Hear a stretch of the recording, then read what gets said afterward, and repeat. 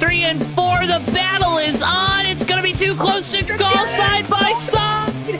Wong Do gets it. We got contact.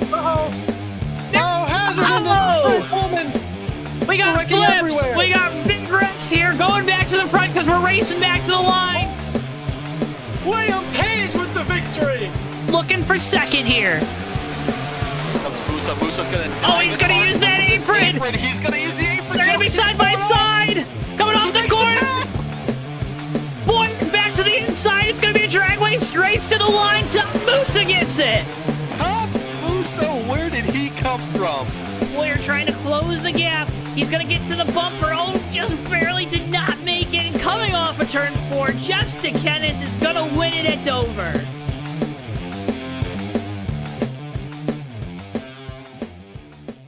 Before I wrap things up here in this segment, your thoughts on the type of race we're going to see tonight. And I would have to agree.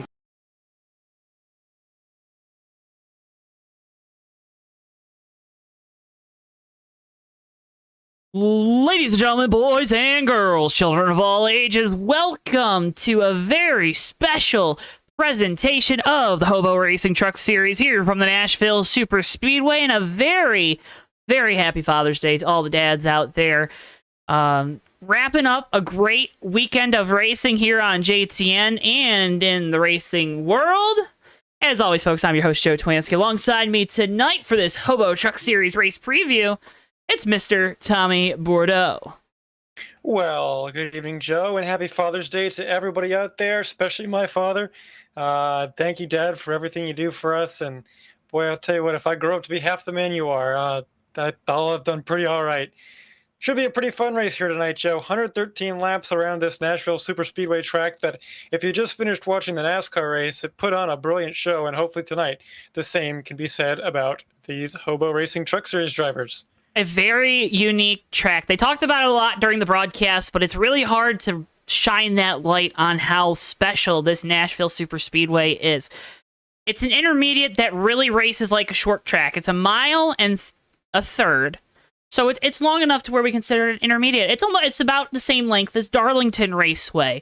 However, you got these sharp, flat corners that kind of resemble your braking points that you need at a Martinsville Speedway, where you got those long straightaways. They were talking about it during the broadcast. The front straightaway here is longer than the front straightaway at your Atlantas, your Charlottes, and Texases.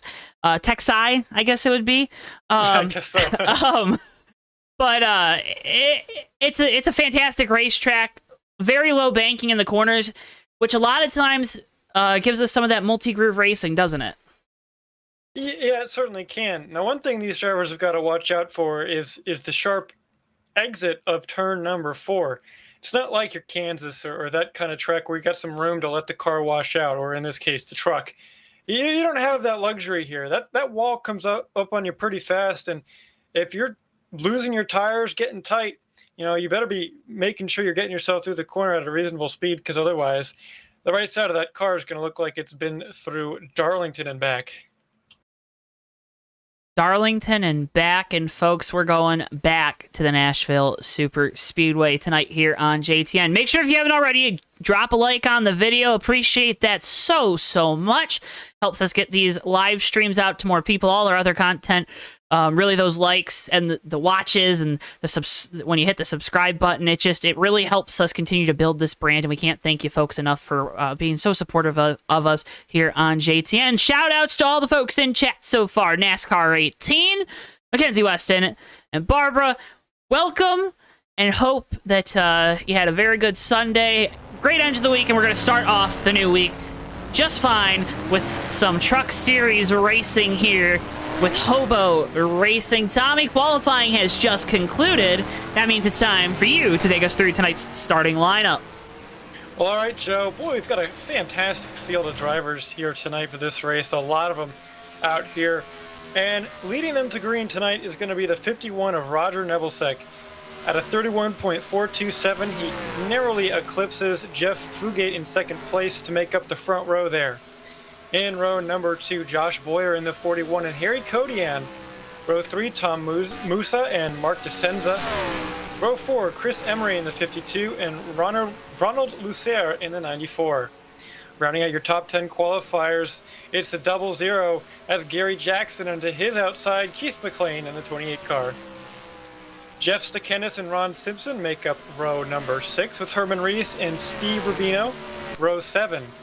Back behind them, Stefan Martel and Duke Sorensen in the 59. 17th and 18th is Ricky Bumbalo and Andre Rayum. 19th and 20th, Austin LaPlante and the 6th truck of Rich Napick. Rob Heath and Dan Rubino make up row number, I think that's going to be number 11. And the 14 car of DJ Hinsky and John Palmer, Dog Palmer, make up row number 12. Ryan Johnson, Rod Weston, and Maverick make up the rest of the field. Joe, we've got 27 trucks out here. Should be a fun race. I was going to say, you normally don't have to count the rows that high, and can't thank these drivers for tuning in tonight. Tommy, I got to correct you on names, because I'll get absolutely destroyed when I enter the media center after this one. It's Ronald Luzier in the 94 and Rich Napick in the 6. Well, all right. Thank you, Joe. That's why you're here, to guide me in the right place. Hey, gotta guide you. Controlling me. Hey, we just have those reins. And folks, wanted to give you a quick warning. JTN headquarters are about to get absolutely hammered by some storms. So if the stream goes out at any part tonight, just know that it's probably some technical difficulties. And by technical difficulties, I mean my power going out. So a little inside to the game here. But we will try to keep you updated throughout the night if something like that happens, to make sure you're not just staring at a blank screen waiting for us to come back. But it's going to be a fantastic night of racing, folks. You're not going to want to miss a second of it, so you're going to want to stay right here. Get us on your smart TV, your cell phone, your computer, whatever it may be. Sit back, relax, and enjoy some JTN racing on a wonderful Sunday night. You talked about Emery in the 52 making his first start tonight here in the HOBO Truck Series. Last time we were with the trucks, we saw another guy make one of his first starts in Tyler Stallhood. What do these guys do? When you're new to a league, what's the big key to making sure that you make a good first impression? Well, stay out of trouble. Don't get in anyone's way. Don't cause any wrecks. First impressions, they say, are everything. And while, I think in the long run, maybe not so much. But at least if for your first race, keep it clean, keep a level head, and try and do the best you can without making anybody too upset. I know when I get into a new league, or maybe I'm joining one that I haven't been around for a while, I'm super shy. So I don't know. It might take a little bit to come out of your shell, but I don't know. I don't think he's gonna have any problem with that. And tonight, the drivers were warned once again about the pit entry here at Nashville. Now, it is very tricky to get down to the pit road here. Why? Is that just because you have such a rough transition to the apron? Well, it's a rough transition, and that radius of that turn is so sharp like that. To get slowed down to pit road speed, as well as just trying to keep your truck together, is extremely difficult. Not to mention the surface change down from the concrete surface of the racetrack down to asphalt, so the grip changes just a little bit down there. So a lot of factors at play that make it difficult. Steve Rubino doing a good job getting down the pit lane.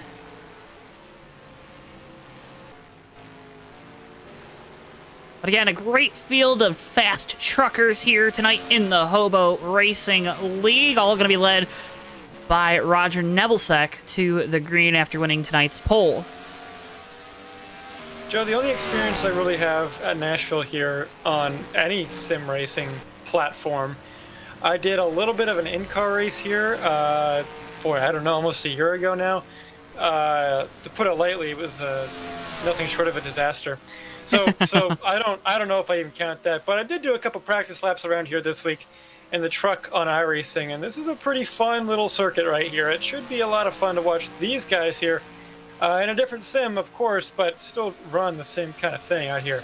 I think the big thing is this track is unique, and I know I talked about that in the open, but having these unique racetracks is so important to the diversity of a racing series. That's why when people freaked out about us going to Nashville Superspeedway when it was announced last year that Dover Motorsports, who own this track, and obviously Dover International Speedway, which we were at last night, when people were freaking out about that, I was on the board of saying this can only be a good thing. You return to a good market.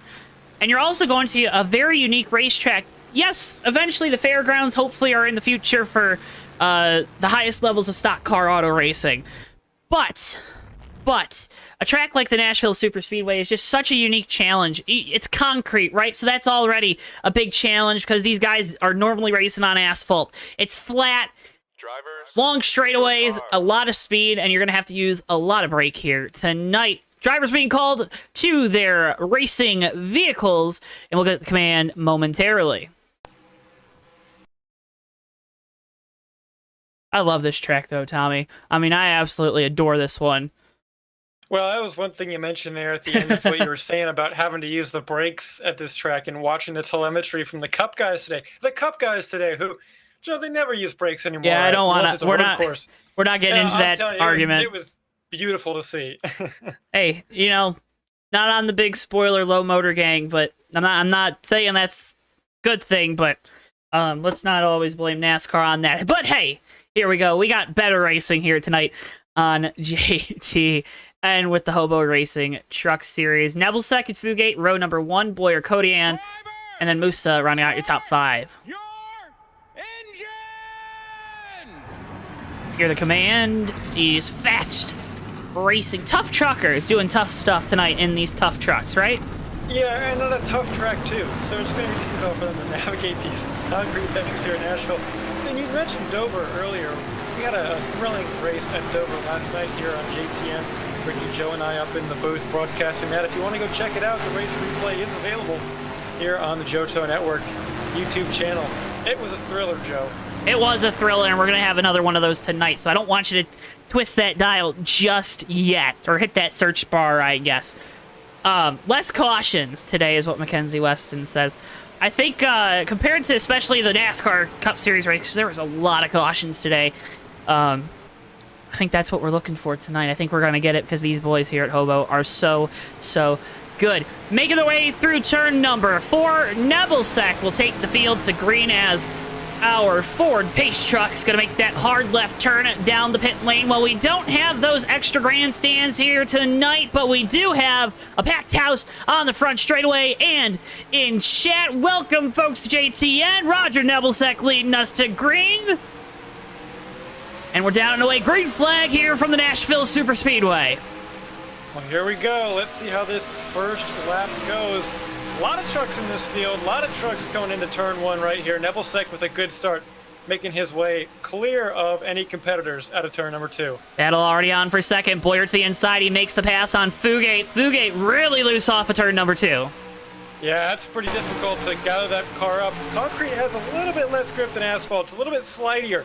So when you're on these new tires, these cold tires, it's going to make that truck handle a little bit different than it would on, say, a nice asphalt track where you have a little bit more grip.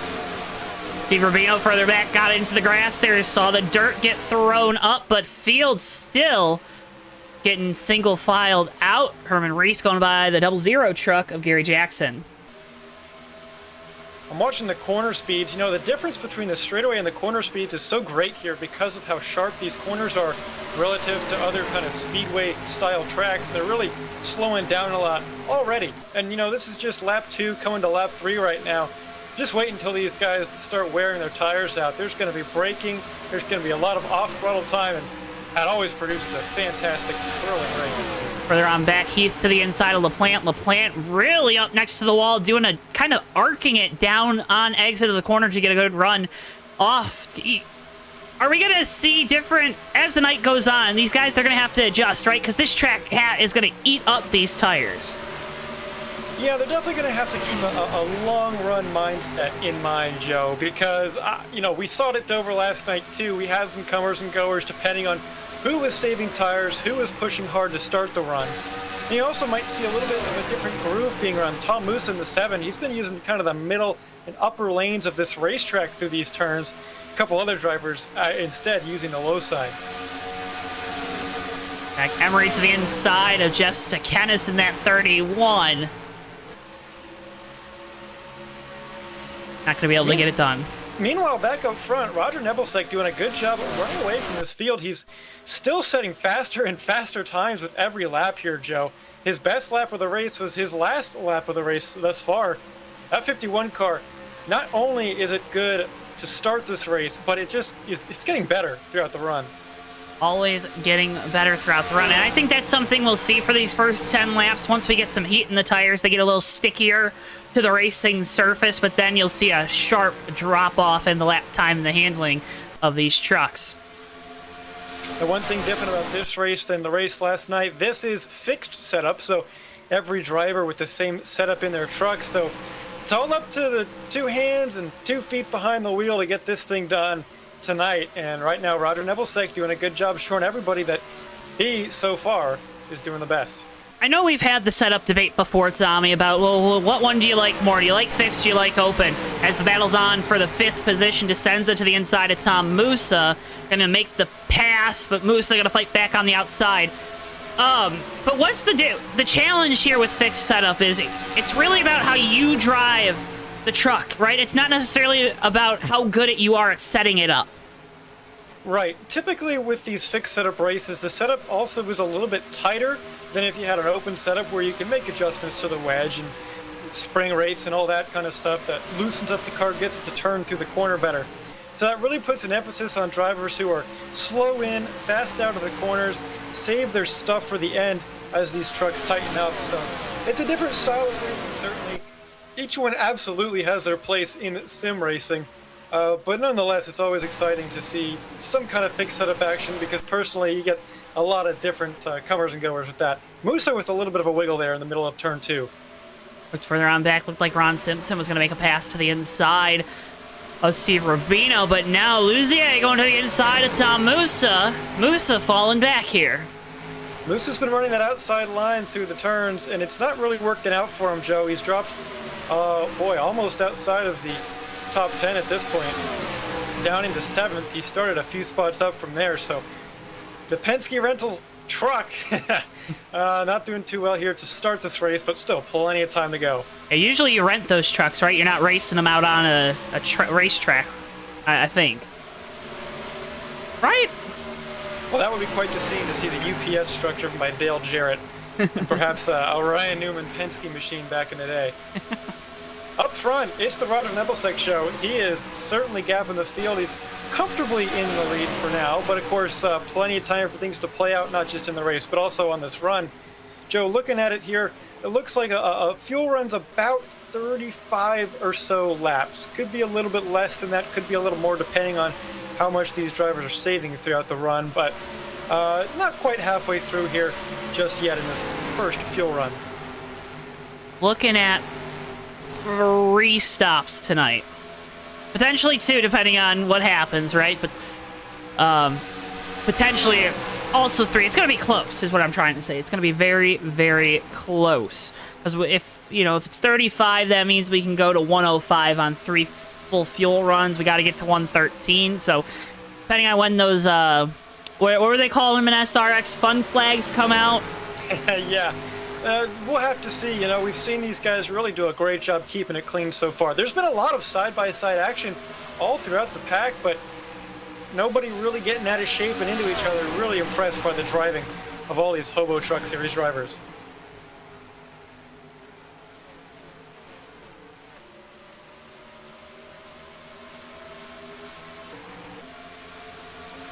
I'm back, still battling as Luzier to the inside of Stekenis. Stekenis trying to fight on the outside, now going to lose that position to the 94. Although we're slowing for caution. Well, looks like Gary Jackson in the 00 slow on the back straightaway with some side damage to the left side of that truck. Smoke billowing out too. Oh, that 00. Boy, that spoiler's bent up as well. Get you a replay. Oh, no. I think there's a couple guys involved here. Fan favorites in chat.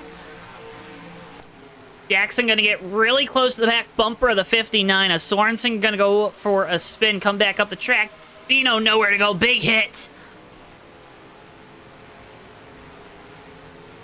And also... Boy, I'll tell you what. That was quite the impact at right on the exit of the turn there. You know, you're back to the gas. You're ready to go fast down the back straightaway, and just bam, there's a truck all of a sudden in your face. And that Rob Heath slowing down, hits the brakes to try to avoid it. He's going to go for a spin. Heavy contact to that inside retaining wall. That one hurts. Absolutely. Joe, I feel like every week we do it. I just talked about how well everything was going, how clean they're keeping it, and of course, somebody had to go and do that for me. Hey, you know, what did I tell you about these drivers? They're always listening, right? But they always seem to like to make fools of us up here in the booth. Here's a replay from the top of the 44 of Dan Rubino. See that 0-0 going around there off of 2. Bino, all of a sudden, that comes back a big hit there. Massive damage on the front end of the 44. Massive damage on the 0-0.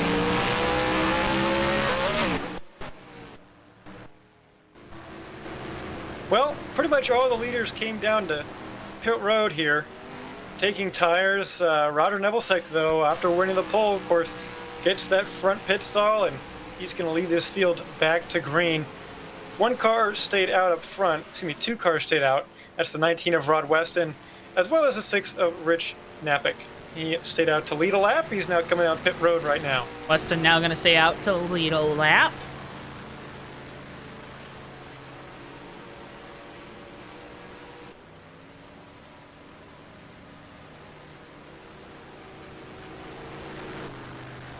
I'm always terrified that those pace truck lights will stay on.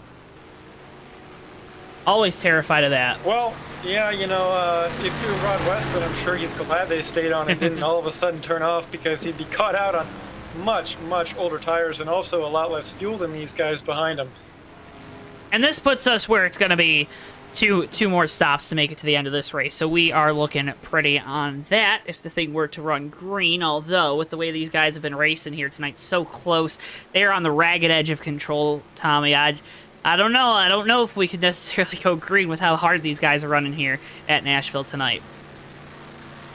We'll have to see. It was a pretty long first green flag stint, despite all these guys being bunched up to start the race. So things look pretty good for a long green flag run, and I'm sure it'd be quite entertaining to see how these tires play out for these guys.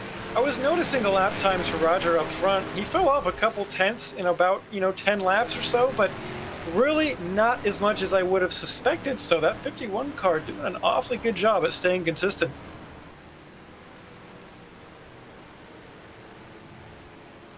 Consistency is key, is what they say.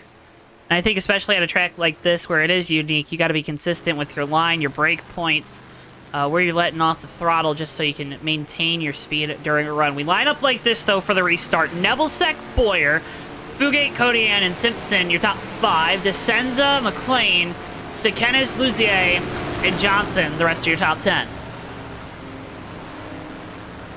One retirement already, Joe. The 38 truck of Rob Heath retired after heavy contact with that inside wall. So despite that one DNF, though, we still have 25 trucks out here. Wow. I got to say again, I mentioned it earlier in the broadcast, but really fantastic field here by all these hobo drivers coming out here and racing.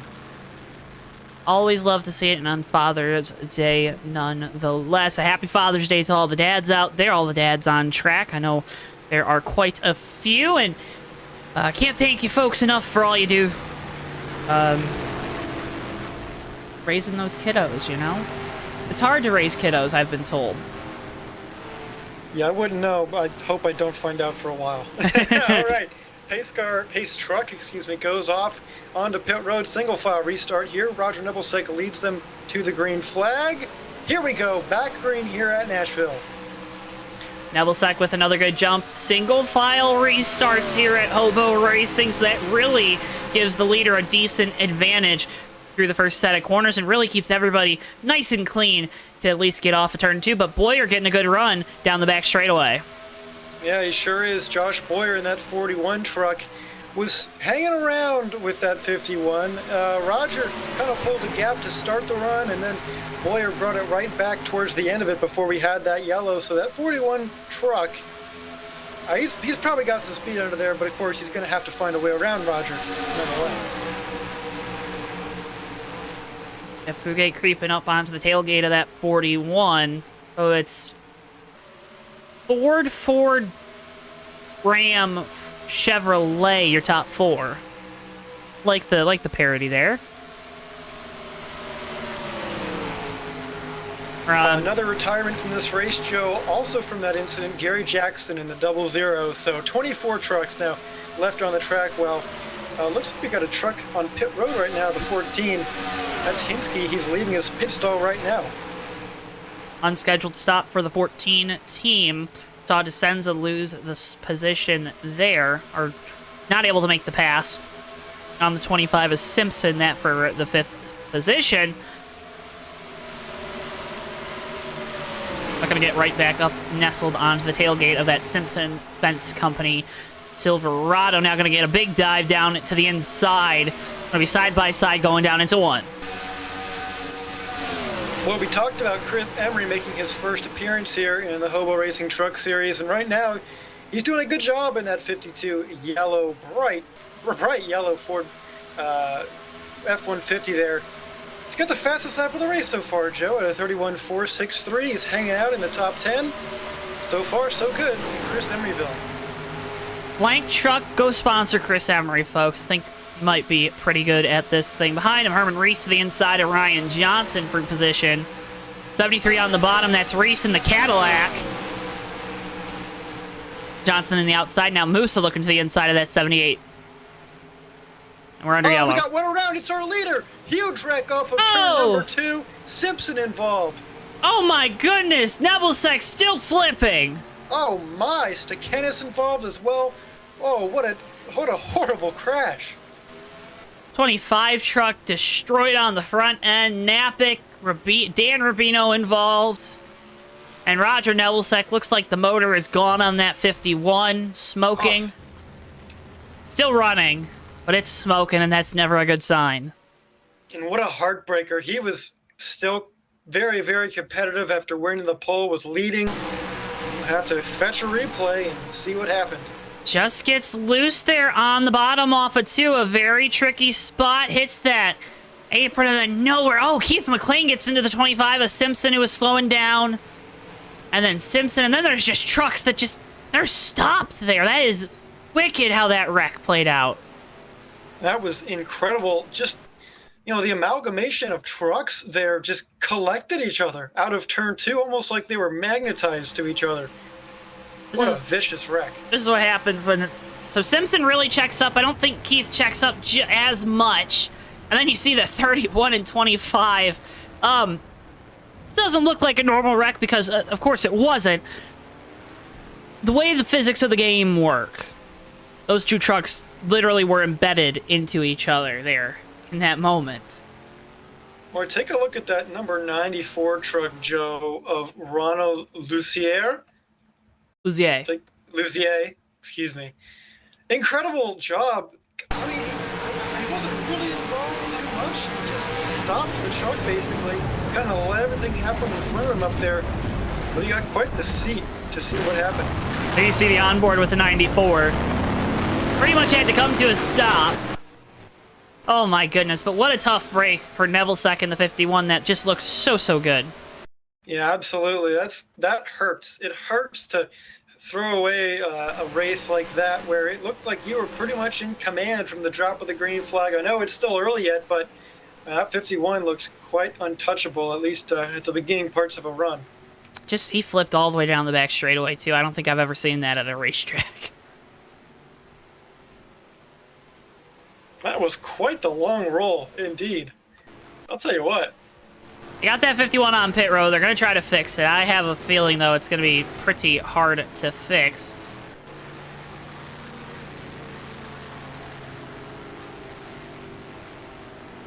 Stops there. It looks like the 13, 33, and 9. Some kind of alternative strategy. Can you tell us more, Tommy? Sure thing. Well, those three up front, they didn't stop. They didn't come down pit road.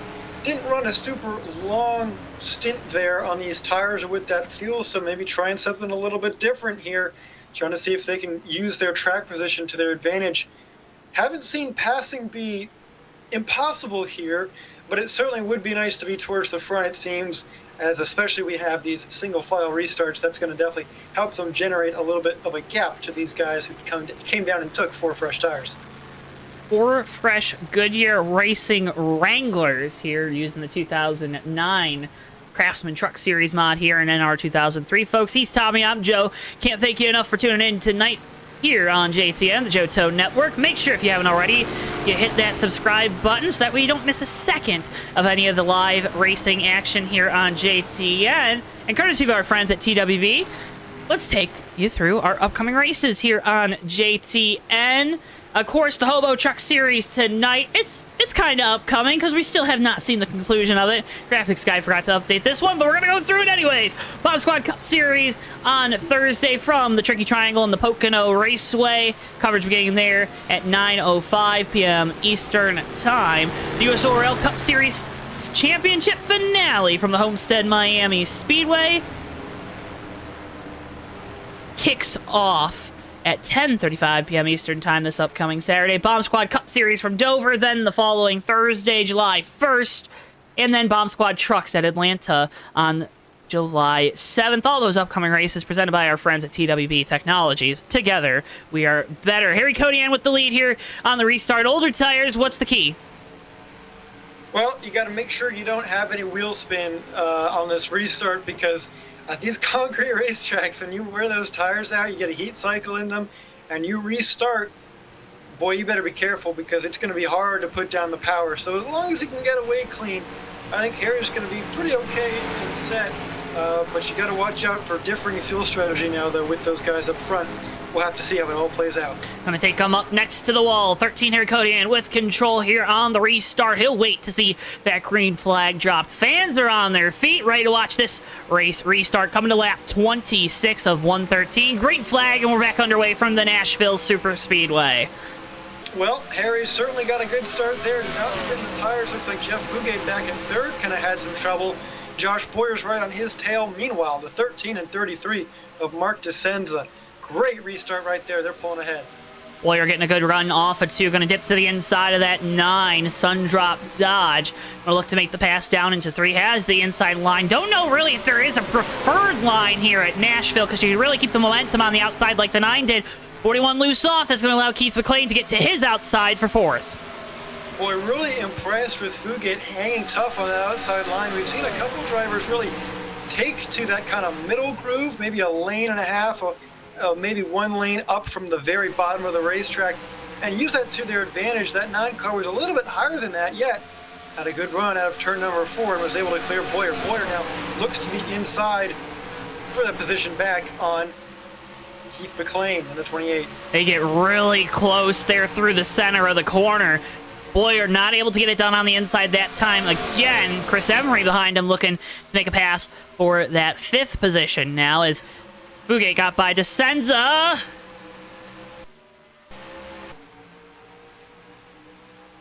He'll clear him off at 2. Fugate dropped it down to the apron. It's a very narrow apron here on this version of Nashville, but he got the pass done. Now his sights are set on Harry Codian up front, although Fugate way wide out of turn number 4 this time. Boy, I'll tell you what, Keith McLean now, that 28 Haviland Ford back into the picture up front. Keith has taken no prisoners right now on this restart, trying to get to the lead, gets up to 2nd with a big dive through turns 1 and 2. Now that truck going to wash up to the outside wall. DeSenza is going to have a good run down the back, decides to push the 28 instead of dip to the inside. Well, just a lap ago, it looked like that 9 of Jeff Fugate was going to be able to make a move for the lead sometime soon on Harry Codian. Meanwhile, he's falling outside the top 5 as Chris Emery in his debut doing a good job up there in that 52.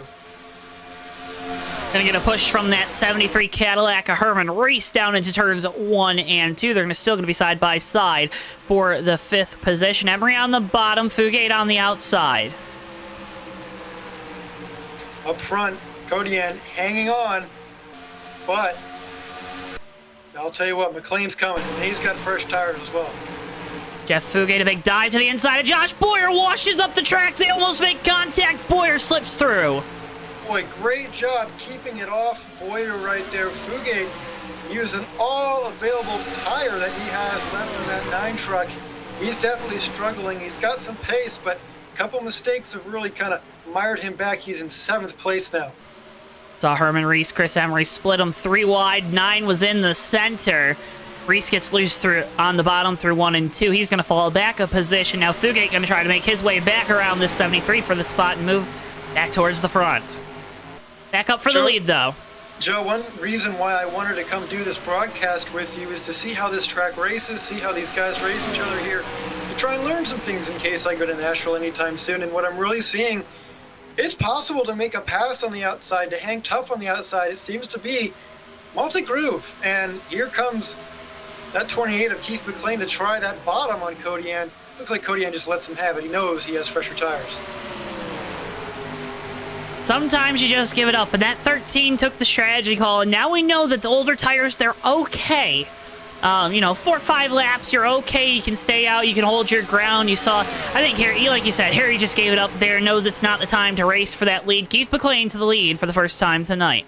And with that bit of knowledge that this field now has, given that those tires were still quite competitive early in this run, maybe something you hang on to for late in the going if we get a late caution. So far, though, Harry hanging with Keith a little bit. Josh Boyer got really close to the back of the 13. Kind of had to lift a little bit before we got to the entry of 3. And I think normally when we make that assumption, Tommy, about everyone gaining that knowledge, we're kind of oversimplifying things in terms of a lot of times we're doing open setup races. Everyone's, whether it be a car, a truck, a modified, whatever it may be, everyone's vehicle races different. Tonight, again, it's fixed setup. Everyone has the same stuff, so you really can learn from those guys that make the strategy calls where it looks like we're under yellow once again. Yellow coming out at lap number 34. I think this is our 3rd yellow of the night. We'll have to fetch the replay and see what brought this one out. Wayne Martell slow on the back straightaway. I have a feeling the 16 Pepsi Chevrolet might give us a key on what happened. Looks like he's just going to get loose through turns 1 and 2. We're going to go all up next to the wall. And sometimes that can be disastrous because of all those marbles up there. Uzier does a good job of avoiding that 16, making sure that's not a bigger incident.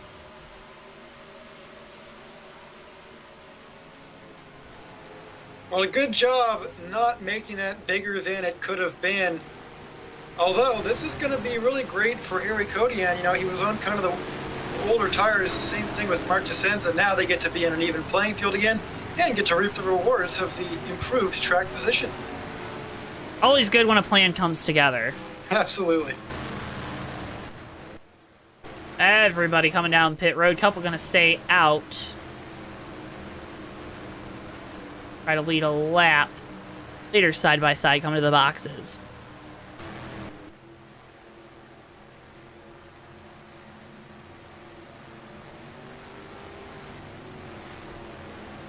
How careful do you have to be to make sure you don't get boxed in here?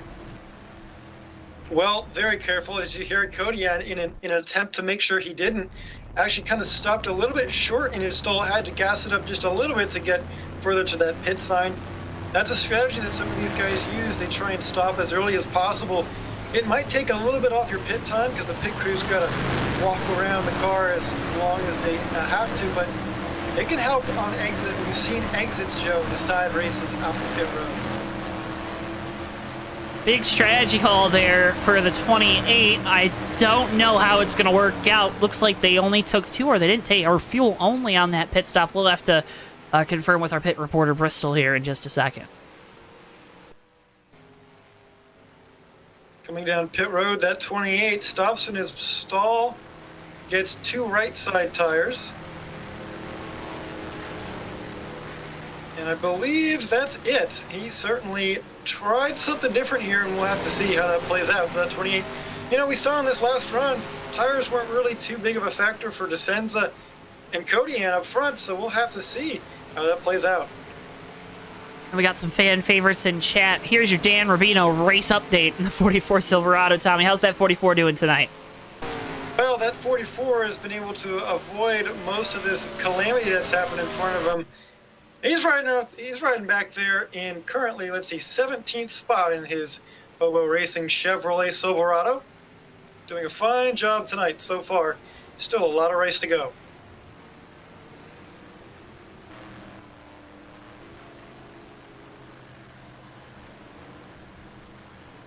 Folks, we cannot thank you enough for tuning in tonight here on JTN, showing your love and support for us, and also, more importantly, the boys here at HOBO Racing. Make sure if you haven't already, click the like button on the video, as we hope you like what we're doing here. I'm Joe, he's Tommy, calling a fantastic race here from the Nashville Superspeedway, closing in on lap 40 of 113.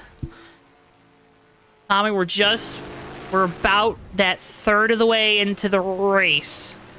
This is I think this is usually one of the markers I use to kind of determine how the rest of my night's gonna go. If you're one of these guys that's maybe fringe top 10 right now, what's your mindset? What's your outlook for the rest of this race?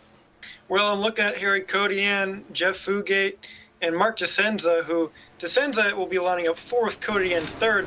Those guys did a little bit of a strategy call to stay out on the most recent yellow, didn't lose a whole lot of ground on those tires, and now have great track position with equal footing as far as their good years are concerned. So I would definitely say look to do some strategy calls if you can. So far, we've gotten pretty consistent cautions about every 10 laps or so actually on the dot. So yeah, I mean, there's opportunity there for you to make a strategy call, and certainly I think we will see that as we go forward. Just that wait and see attitude. You always gotta love it here. You never know what's gonna happen in one of these races here, especially with the trucks. Keith McLean, Josh Boyer gonna line up 1-2. Harry Codian, Mark DeCenza, and Jeff Fugate, your top 5 as we're coming to the restart on lap number 39 of 113. Pace truck is off. Keith McLean, fans on their feet, waving at the driver of that 28 Haviland Ford. Back away we go. Green flag once again from Nashville. All right, McLean, good start right there. The big question is, how are those two tires going to stack up with the rest of the field's 4? Josh Boyer in that 41 seems like he's been in second place all night. He's not gotten his chance to get the lead just yet. Although right here, looking to the inside of McLean off of turn 2, trying to make a move into 3. Inside Boyer going to make the pass for the lead. He's going to try to slide up in front of that 28, but Keith McLean going to run hard on the outside. Although I think that's going to bite him. Had to let off the gas there on exit of 4. Yeah, Boyer couldn't quite get him in the middle of the corner.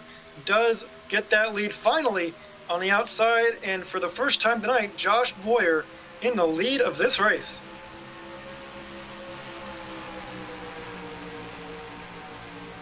Now for Boyer, it's the first time in clean air. What are you looking to learn here?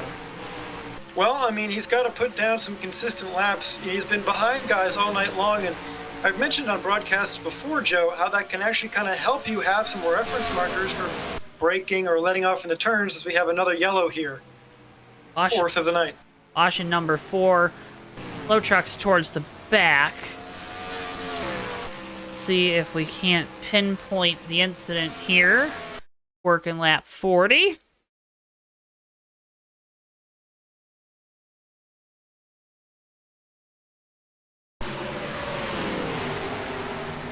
.44 Dan Rubino going to go around there off of turn number 4.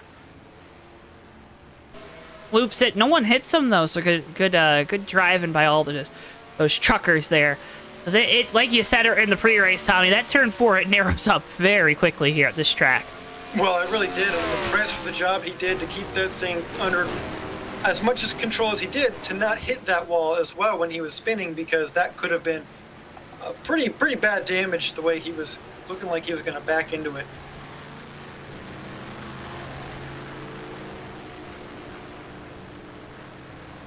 Well, all right, Joe. Tell you what. Kyle Larson won another race this week, and I'm sure that diecast is probably going to be up for pre-order. But where can I get it without having to pay for shipping? Well, Tommy, you can go to our friends at CircuitDiecast.com and use code JTN at checkout, and you'll receive free shipping on that wonderful-looking Kyle Larson Valvoline Chevy Camaro that he piloted to another dominant victory tonight. Or today, rather, at the Nashville Superspeedway. Again, folks, use that code JTN at checkout from our friends at Circuit Diecast and PlanBSales.com. You'll receive free shipping on your order of $20 or more. So you buy a 124 and bada bing, bada boom, you already got the free shipping.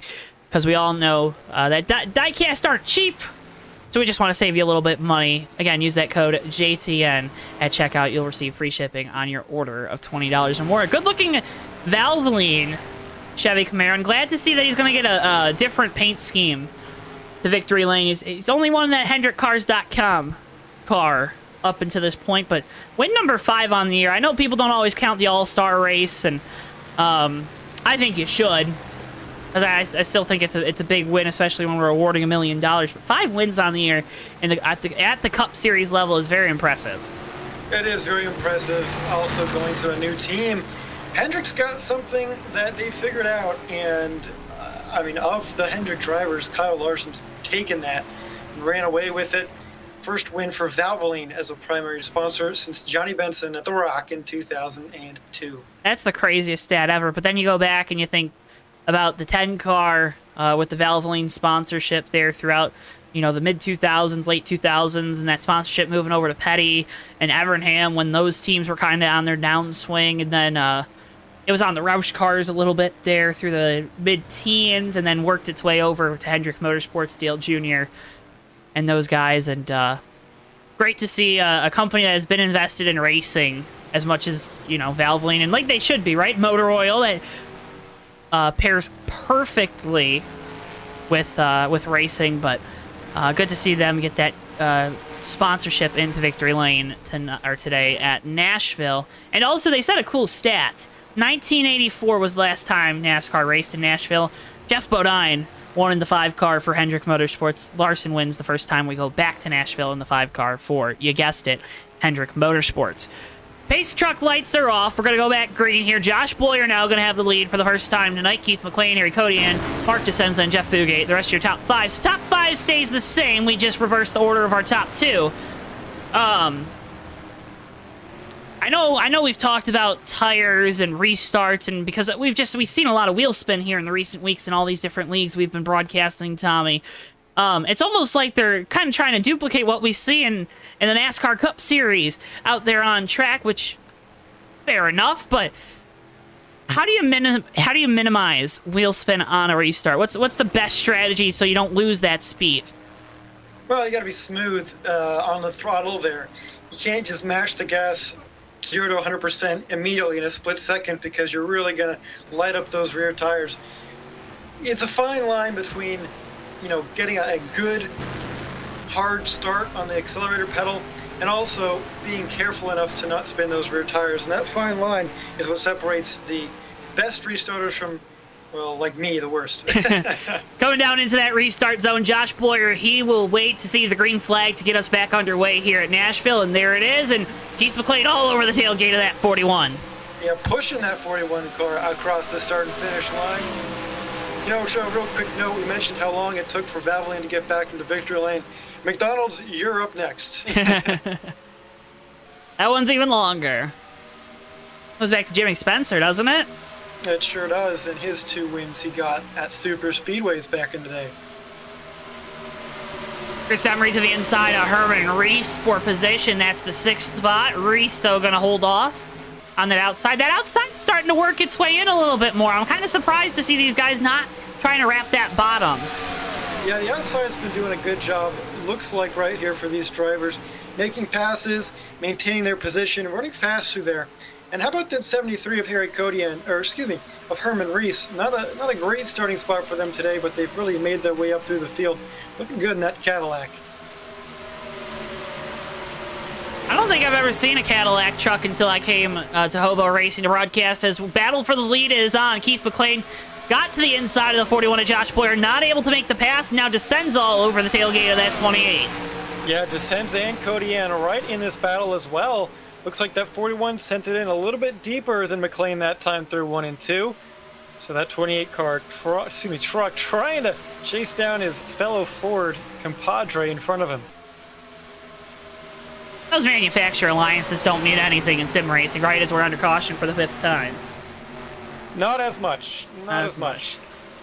It's about who your friends are. You find out who your friends are? Well, I think in sim racing, it's a little bit, at times, you kind of have a set friend group going into it, and that's kind of who you're trying to work with. But of course, that super speedway is here at a track like Nashville, which maybe by title is Nashville Superspeedway. It races nothing like Daytona or Talladega. Martell's second time tonight, going to go around down here in turns 1 and 2. Going to make contact with the 44 of Dan Rubino.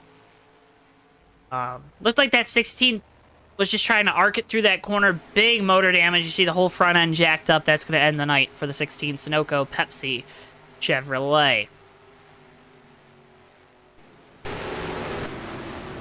Akers on pit road, Tommy. Well, all right. Looks like we're going to get drivers down on pit road. Everybody's seeming to come down. So no real surprise there, although we didn't really get any long runs like we did to start the race. We did have a couple quick cycles there, so those tires are going to be changed on all these trucks. You like Goodyear Racing Wranglers? You know, the ARCA series uses General tires, so I really can't say, Joe. I just love the way the General tires are able to withstand a lot of intense circumstances, you know, the ones for the road too. You can use them in all sort of weather conditions, and yeah. Josh Boyer going to win the race off pit road. A bunch of 2-tire pit stops that time. Yeah, you know what though? That also doesn't surprise me because given the length that we didn't run really on these green flag stops, green flag stretches we've had, these stops really not surprising. You get a little bit of track position, and for a guy like Chris Emery in the 52, he's going to be up in third, really showing everybody what he's got out here. Truck's slow there coming off a pit road. Did you catch what happened? Didn't see. It looks like Napick in the 6 kind of slow on the bottom. Napick coming to pit road. There is something happened. Went off the pit road. Truck's really slow. I don't know if maybe someone got a speeding penalty. Going to head to the back.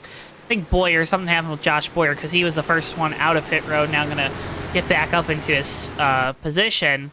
But Dan Rubino, your leader right now in the 44 Silverado. Get some TV time for the Bino fan club in chat. This 44. And folks, if you're just tuning in here, this is the HOBO Racing Truck Series from the Nashville Superspeedway. If you would ever be so kind, please drop a like on the video. It does so much to help support us here on JTN.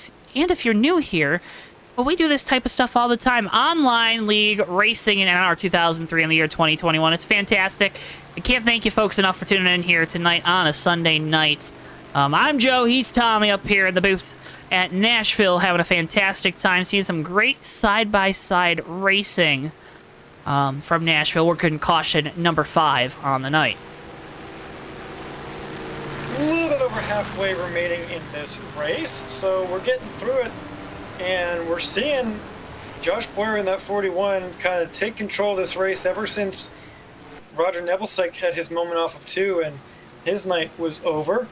20 trucks still running out here. We started with a field of 26, I believe, so still a lot of trucks left in this thing. And I mean, again, Joe, I can't tell you how cool it is to see such a big field out here for this race. Base truck lights are off. Dan Rubino going to stay out. He's going to have the lead here on the restart. So older tires on that 44. Then it's going to be Josh Boyer, Jeff Fugate, Chris Emery, and Herman Reese, your top 5. Eric Hillian, Keith McLean, Mark DeSenza, Ryan Johnson, and Rod Weston, your top 10. Well, this will be pretty interesting to see how Dan manages these tires and all these guys behind him on the restart here. And we'll have to see. That 44, I know he's got a lot of fans out there, so they'll be happy to see him at the head of this field. But for how long is the question? How long can those tires hold on? Indeed. We'll see if Dan can indeed be the man here coming to the restart on lap 52. That one was too easy. You know? Oh, I know. Tommy Bordeaux, Sound Clip Machine. Dan Rubino leading us back to green here. Coming to lap 52 of 113. Pace truck is off. Fans are on their feet, waving their hats, programs, and kids getting ready to go back. Green flag racing. They wait for that flag to be dropped. And there it is. Green flag. We're back underway here from Nashville. Yeah, I hope nobody drops their kid, though. Good start for Dan Rubino out front. He's got a good gap back to that 41 of Josh Boyer. We'll see how that maintains throughout turns 1 and 2. If that 44 struggles on those old tires, or like he is right now, doing pretty well. Oh, Chris Emery around down the back straightaway. He saves it. Wow, we got cars everywhere too, Joe. Trucks everywhere going into 3 here with McLean, DeSenza. Almost in contact right behind them as well. Ryan Johnson and Rod Weston in that 19 now up the track into the wall off of turn 4. Boy, really mixing it up on this restart. I don't think we've seen these trucks as racy as they've been on a restart like this. They are all over the racetrack, finding whatever real estate they can to make whatever moves they can to get up to the field. Still on. Oh, Ricky Bumbalo around off of turn 2. Big crash off of that corner. We're under yellow. My goodness, Joe. You had to feel like something like that was going to happen the way they were racing. And the leader of this race is still Dan Rubino. Now, doing a good job. Got to put in a good word for Danny, because I don't think it's not going to be fair to him to talk about, oh, well, you know, stayed out. When we had the TMP Cup Series here at the Nashville Superspeedway in December or January, I can't recall exactly. We ran the day version of this track, so a little warmer track temperature, yada, yada, yada. But he was so quick. Had a really good run going and then just got caught up in stuff, so not surprising to see that 44 finding a rhythm here. Here's a replay of the yellow presented by Bristol, our producer. Ricky Bumbalo going to get a little out of the groove here off of 2, and that truck's just going to go around on him. Going to make contact with the 14 of Hinsky, then Reum. Nowhere to go there in the 34. Napik's just a bystander there. Big damage on the 6 as well. Yeah, big damage indeed. Turn 2 again. Claims some more victims in this race. Turn 2 is, we talked about, I think we put a lot of focus on 4, but 2 is just proven to be the treacherous one here tonight. Yeah, I would really think that 4 would be quite the scene for these drivers to navigate just because it's so tight heading onto that front straightaway, but seems like turn 2 has really been the heel for these guys, especially racing side by side. Achilles heel? Or like high heel? Both, I guess, because heels can be hard to walk in. I'm not for me. I can walk in them great, but I don't know if I could drive in them.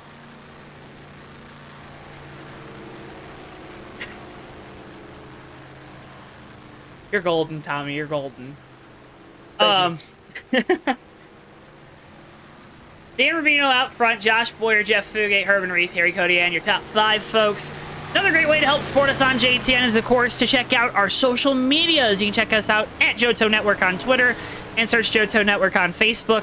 When you're there, like the page, follow us on Twitter. When we get to 250 Twitter followers, we're going to do a giveaway of a piece of JTN merch, which might just be our JTN logo merch, which if you don't want to wait till 250, don't want to take the chance of not winning a random giveaway, well, you can head over to the JTN merch store right now and purchase your very own JTN swag. We got our logo, classic box logo merch, now available as stickers on coffee mugs, t-shirts, and hoodies. The hoodies are always my favorite. I'm a big hoodie guy, Tommy, especially living here in Michigan, where like this, one day it's September and the next day it's December and then the following day it's August. You know, it's just I was supposed to say seasons there. I didn't, but that's okay because the weather is just so crazy up here. It's got my brain spinning, absolutely spinning here.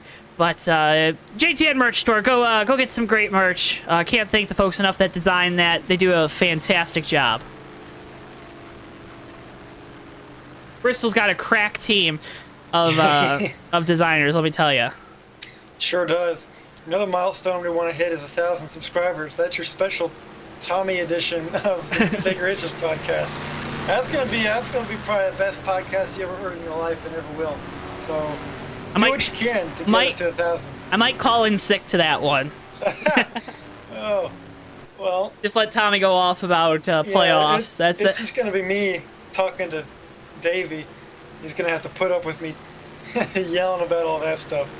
Boy, what a scene that would be. All right, pace truck lights are off again. We're gonna be going back green here, coming to lap number 58 of 113.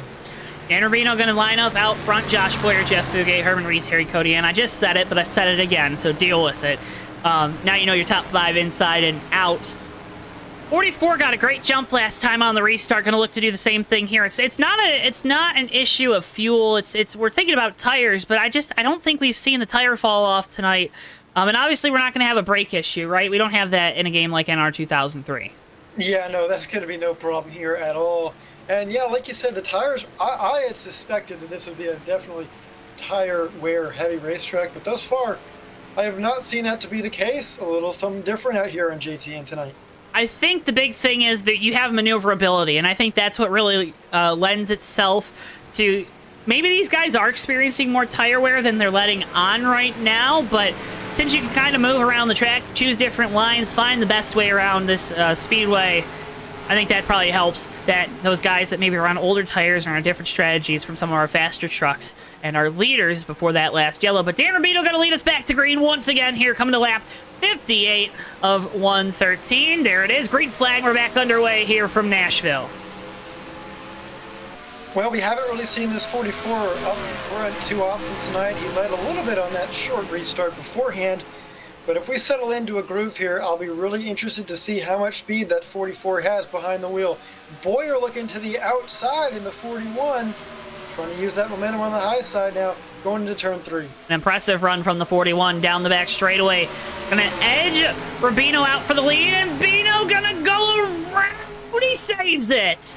What a save right there. You saw him certainly doing everything he can with the wheel to keep it straight, and he did. Used the apron a little bit there. And boy, that 44 truck, man, I'll tell you what, he had his hands full right there. What an amazing save from Danny in that 44 HOBO Racing Chevrolet. Back up front, though, it's Josh Boyer. He's got about a 4-truck length lead over Herman Reese. How about Herman Reese? We talked about it a little bit earlier, but qualified back in 13th. Not a great effort in Q at all for that team, but they've steadily made their way up through the field, and now in that second position, the leader out in front of him right now. Good job in single file throughout the field right now. First battle for position. Looks like it's the 52 to the inside of or the 108 rather, excuse me. There's two bright yellow trucks here tonight. 108, Doug Palmer going to make the pass on Dan Rubino. Then we kind of got our guys that are a little bit tore up after that last caution there. 85, 34, and 6. Hanging on to the back of this pack. Well, things have kind of settled down up front a little bit. Definitely single file up through the top 7 or 8 or so. Although, got some shuffling here through turn 2. Jeff Fugate. He had a run there, and then he couldn't use it, right? And that's so frustrating behind the wheel of one of these trucks because it's hard to get those runs in these trucks because you have less horsepower. The truck is heavier. It's got more drag on the back because you're pretty much racing a cube at some points with the way these trucks are. They're very blocky, right? So when you get that momentum, you really want to use it. You really want to take it. That 28 loose there. 13 sent it and hit the apron. So Fuga in a precarious spot there through 1 and 2. Boy, a lot of drivers hitting the apron right there. It's tough. You don't want to go down there and hit it. It really upsets the truck. I'm surprised Keith was able to hang on to that spot, though. Good job by the 28 to hang on to that Havoline machine. Meanwhile, up front, Herman Reese working on Josh Boyer. He's closing the gap significantly. Watching this side-by-side battle right now, Steve Rubino, Ryan Johnson. Rubino going to make the pass now. Luzier going to look to the inside of that 78 as well in that 94 Chevrolet. Racing all over this field, Joe. This track has put on a great show for us tonight. I gotta say, you never know what to expect when you come to a track you're unfamiliar with. For me, that was certainly the case, but I've been pleasantly surprised by both the racing that's been putting on and also the drivers doing a good job performing the racing that you're seeing in front of us tonight. They are putting on a fantastic show, folks, so make sure you hit that like button on the video to show them all your appreciation and support.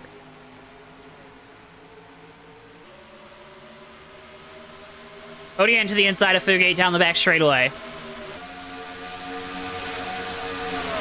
Cody in that 13 had the moment a couple laps ago in turn 2, getting on the apron, lost some momentum, but now trying to get around that 9 machine. That's going to be for one of our top 5 spots. 4th place is what they're battling for. A little bit of a gap has separated between this top 3 back to 4th, just with them racing each other. And Keith McLean starting to enter the picture up front. Looks like we're under yellow. Number 6. And trucks around on the front straightaway. Austin LaPlante slow. The replay.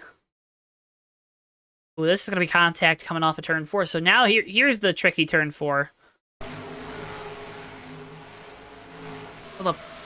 Oh, Palmer gets loose off the corner and makes big contact with the right rear quarter of that 48 Lowe's truck.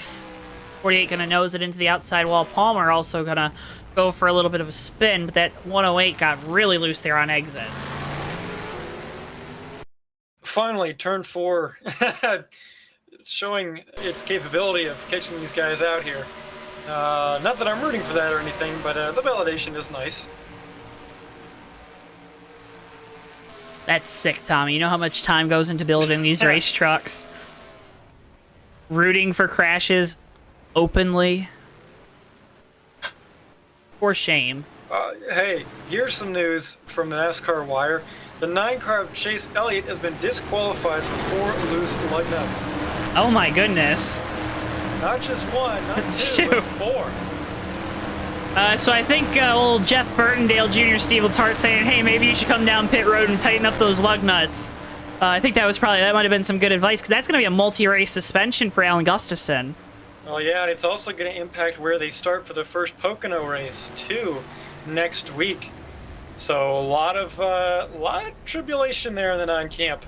But I'm sure Chase Elliott hates it for his guys, but has no other emotion about it. I'm sure they were cheating somewhere else, too, so, you know. Yeah, probably. If you ain't cheating, you ain't trying in stock car auto racing. Here, Cody ain't gonna win the race off pit road. Mark DeCenza, Ronald Lucier, Emery, and Boyer top 5. Cody had 2 tires for that 13, just 2 right sides.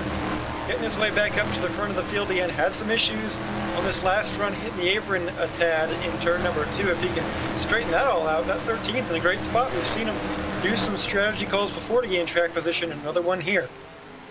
And we know it works. Still truck on the pit road. Is that Keith McLean? It is. I think he might be running to the Porta-John. I guess another update here. Chase Elliott actually had 5 loose lug nuts, not 4. But they were tight enough to where he didn't Quinn Houff it. No. So, hey. Always a positive, folks. Always a positive to look at. Could have had the tire come off. That's crazy, though. What it probably was is they probably had 2 tight, or tight enough, right? And the other 3 were probably loose. And those 3 being loose was just all the vibrations probably loosened up the other 2 would be my guess. Because there's no way you don't get any of the 5 on there without, you know, looking at the pit gun and looking at your little camera videos on top of your visors. And that 9 team has just been so good on pit road this year, so that's very surprising. Well, yeah, they won the fastest pit stop a little bit ago at the All-Star Racing event, so yeah. A little bit of drama there post-race.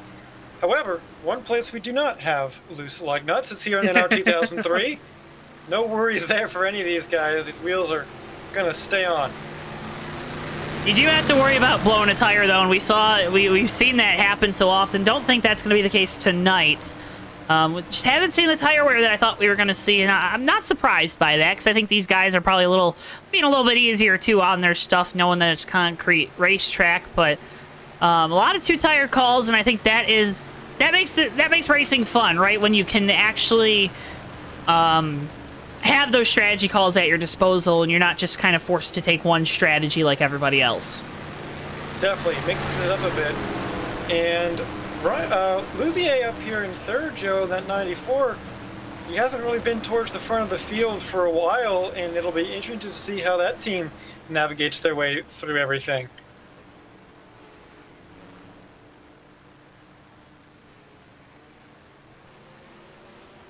Meanwhile, Jeff Fugate, not a great stop on pit road. He's back in 8th place when we restart this time. So definitely some work to do for the Sun Drop team right there. Just a little bit of work. You know, working 9 to 5. All right, not gonna go Tommy into a Karaoke night here in the Music City at the Nashville Superspeedway. Harry Kodian going to lead us back to green this time. Coming to lap number 70, working lap 69. I'll say it. Nice. Say nice in the chat. All right, getting ready to go back. Green flag racing. Kodian with control. Waits to see that emerald flag dropped. Down and away we go. Green flag once again here from Nashville. Well, all right, here we go, Joe. Just over 43 laps to go, 44 technically here, so things are definitely progressing to the stage in the race where you got to start thinking about the finish. For guys like Kodian and DeSenza, great track position on the strategy call. How will it play out if we go green to the end? Will we get more cautions? Everything's up for grabs here. You never know what you're going to get. For a guy like Jeff Fugate, who was up here towards the front, he's going to be struggling now, trying to work his way through traffic, as well as the 28 car McLean. Looks like Kodian into the wall off of 4 just a little bit, descends it to the inside. DeSenza descends it to the inside. Off of turn 4, going to try to make the move down into 1 and 2. They're going to be side by side through the center. Kodian's going to get a good run off. 33 up the track. 13 has to lift. Mark DeSenza and that Wrangler 33 goes to the lead. And now Luzier going to look to the inside for second. Big moment right there in turn 2. Kodian and DeSenza almost getting together. Luzier to second place in the 94. Emery trying to make the move on Kodian for third. Not going to do it this time. We'll be right back here on JTN.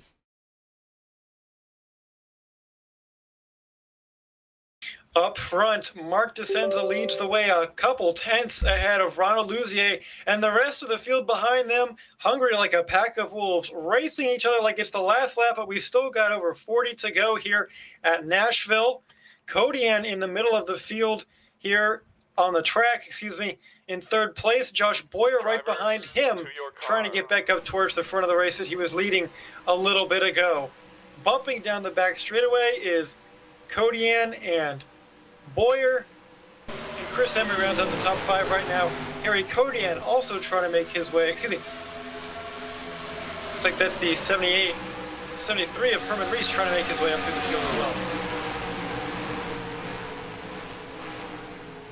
See there on your screen, Kodian to the is facing a challenge from Josh Boyer on the outside. Emery to the inside of Herman Reese. Gotta love it when you sticky keys.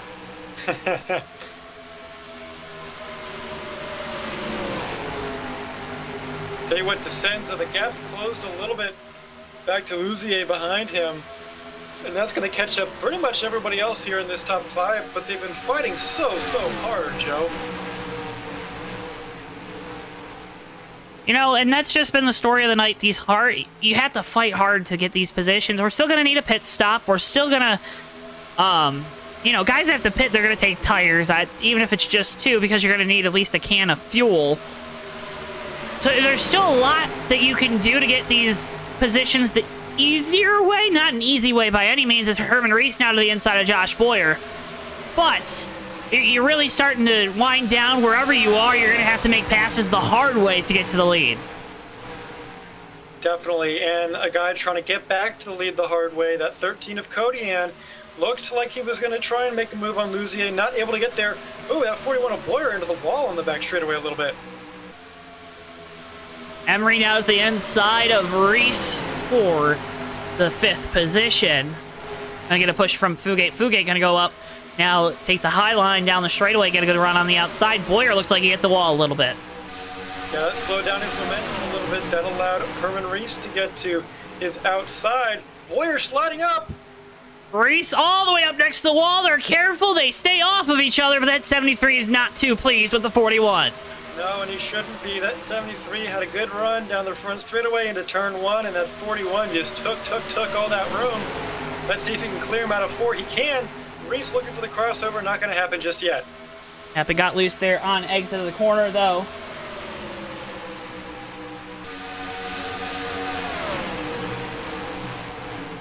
Back up front, DeSenza doing a good job. Sitting pretty comfortably in the lead. Everything's happening behind him. He's been able to maintain that gap to Luzier pretty well.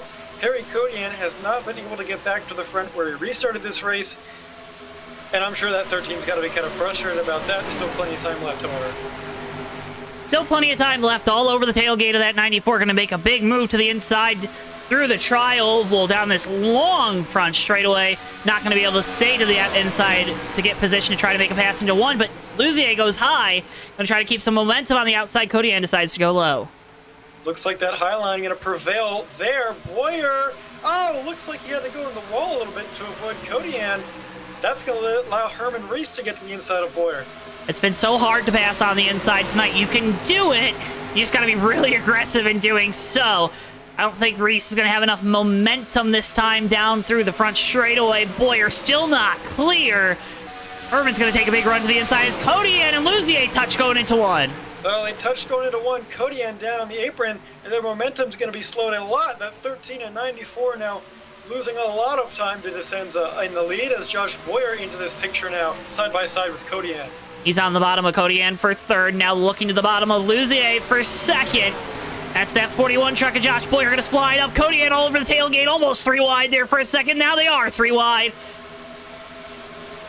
A lot of drivers having to check up right there. Things got very tight. Boyer got tight in the center of the exit of the corner. Everybody had to check up a little bit not to hit him.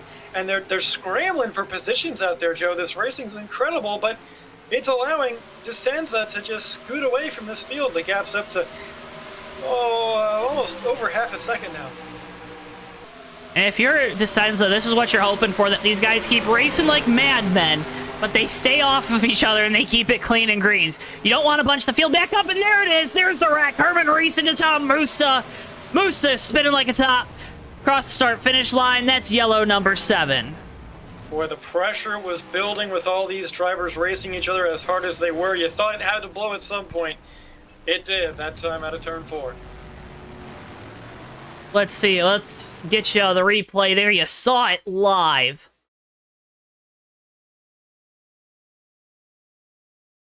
Reese, though, going to be up and next to that wall. Going to make some contact, or got a little loose. It's hard to tell with the way the air is on that right side of the truck. I'm gonna spin and make contact with Tom Musa. Sends that 7 around. Then we can't go from our helicopter cam. See if Herman hit that wall in the 73. There you see him. Oh my, I still can't tell if he hit the wall, Tommy. I still can't tell from the helicopter view. It was awfully close, and he might have been turning left to avoid hitting the wall and kind of over-rotated a little bit. Came down into Musa. No matter what happened, we still ended up with a caution here, and that 7 truck looking a little bit worse for wear. Well, talked about the helicopter cam. That 7 truck spinning like the blades on a helicopter down the front straightaway. That's always a dizzying effect. Yeah, that's never fun.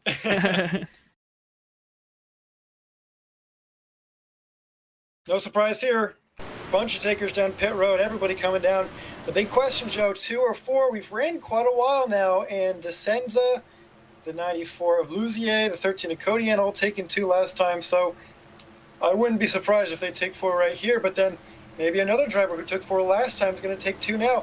A lot of strategy calls. Let's see how it plays out. So yeah, everyone coming down into their pit boxes to get set for what could be the last stop of the race. I think if you're good to go, even if a caution comes out from here, we haven't seen the fall off to where I think it necessarily warrants coming back down the pit lane late in this one. Everyone revving the engines, a bunch of 4 tires. Stops as we get ready to come off pit road. Descenza going to win that race. Luzier, Kodian, Fugate, and Boyer as Steve Rubino through the grass.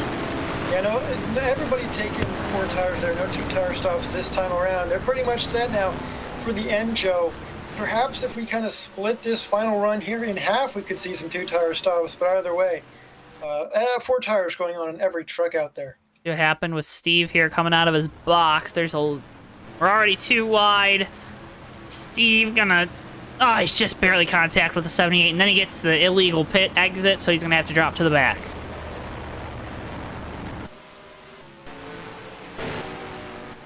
What is that? What do we call that? An unsafe release? That's what it'd be in Formula 1. In NASCAR, there's no such thing as an unsafe release. There's just, we made a mistake.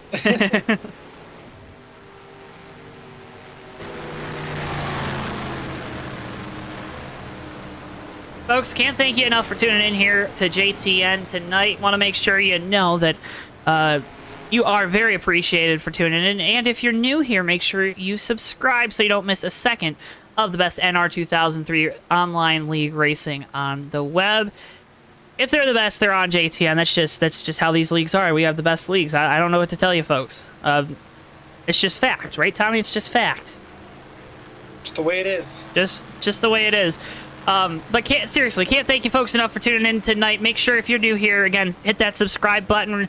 We're on the road to 650, also on that bigger milestone of 1,000.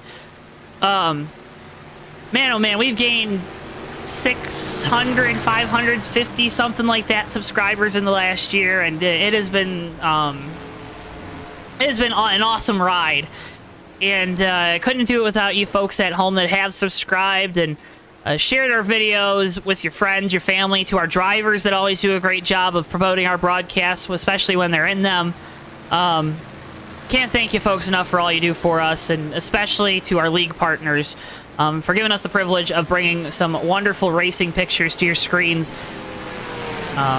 almost nightly over the last month here on JTN. So it has been a fantastic ride, and can't thank you folks enough. I get 3 days off here, though, Tommy, from the live broadcasting scene, so that's going to be a welcomed bit of relaxation for me, at least. But a guy that's not going to be too relaxed is going to be Mark DeSenza here on the restart.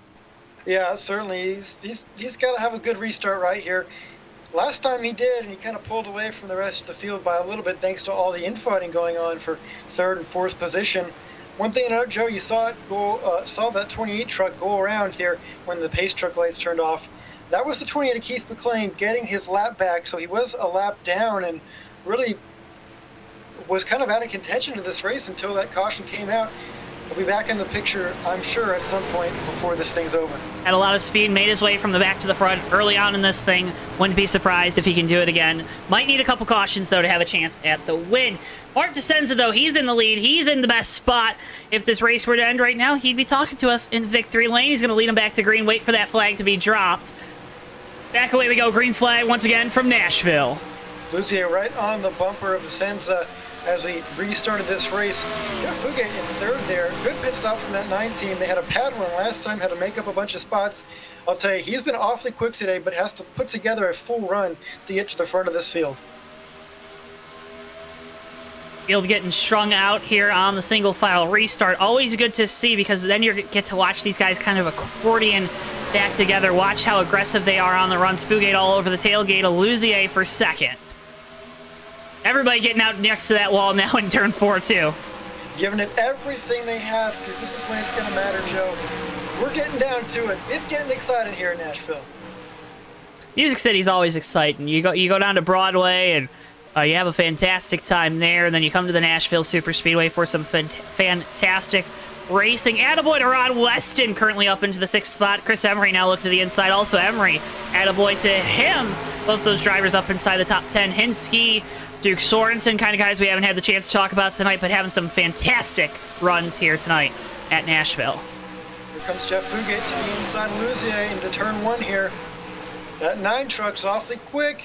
Can he clear him? Not quite. No! Oh, we got problems in turn 2. Slide job gone wrong for Fugate. And that's going to bring the caution out again. Man, oh man.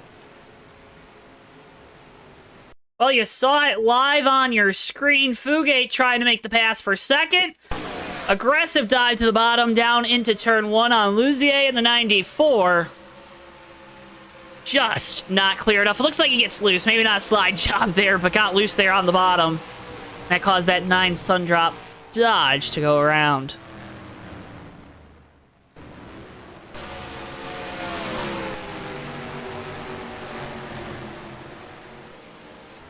Are we pitting here, Tommy? We pitting? We don't want to pit? What are we thinking? No, we're not pitting. No, we just came down a little bit ago. No way am I pitting right here. I think this is an opportunity just to kind of reset things now. If you're a guy like Gary Kodian, you've got an extra spot here on this restart or two. That's going to help you out. Try and get around Mark DeSenza. Those two have been kind of close together on strategy all night long. DeSenza kind of fading left. That's just a fake out right there. Kodian doing the same.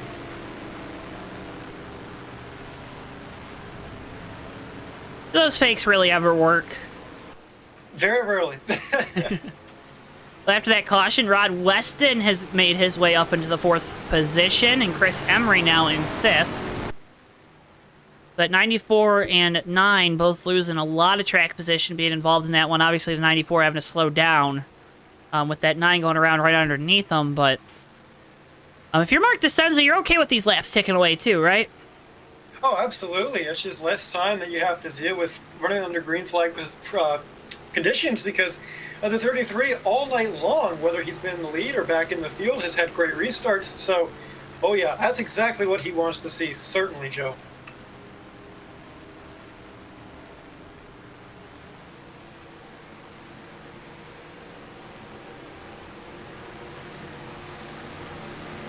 Yeah, I mean, Tommy, it's going to be fantastic to see how this race ends up, because through the night we've just seen we've seen comers, we've seen goers, and that's what makes good racing, is guys having to really battle the track while also battling each other.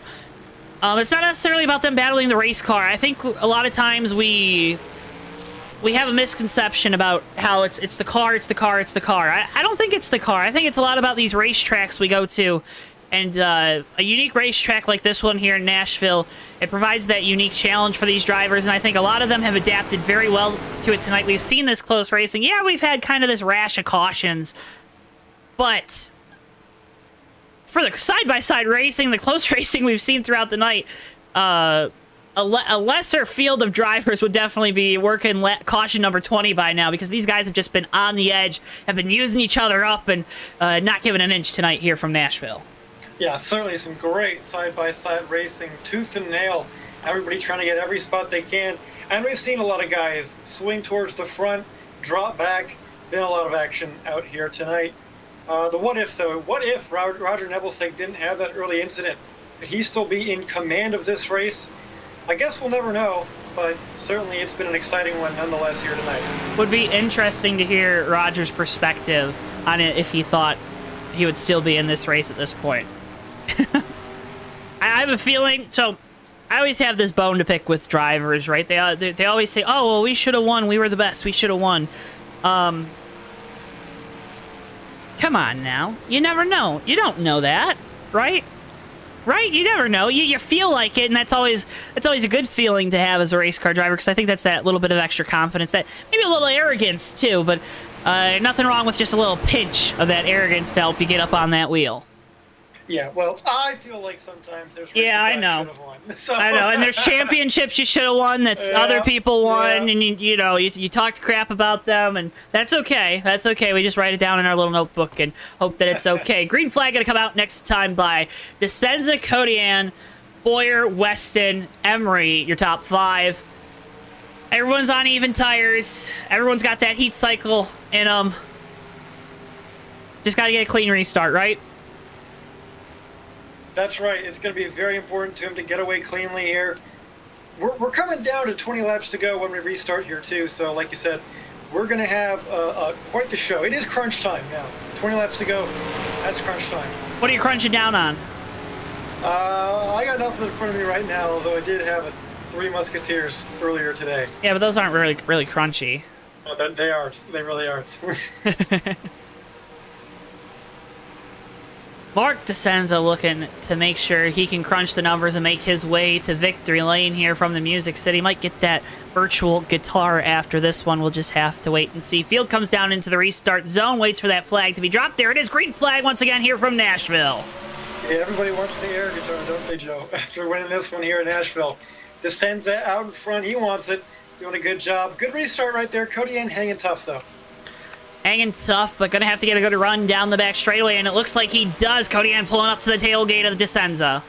Well, he sure is hanging there. He's looking a little bit to the inside in 3. Don't think he's going to try for a move. A little too far back for that. Boyer in the picture, as well as Rod Weston in 4th.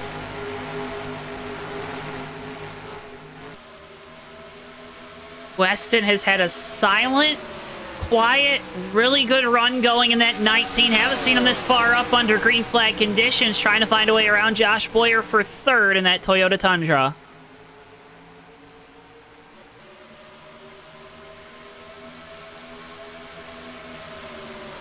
Up front, DeCenza hanging on well. He and Kodian right from one of their early pit stops, Joe, they've been pretty much on the same strategy together, and it has worked out. It's cut them track position. It's put them to the front of the field. The Senza right now reaping the benefits of that, but Kodian was leading for a little bit earlier, just lost the spot after a restart. So we know he has pace, and I'm sure he'd love to get around that 33. So far, though, 2/10 behind. He's got some work to do. You always like to pass another competitor, Tommy. You always love to do that. Absolutely.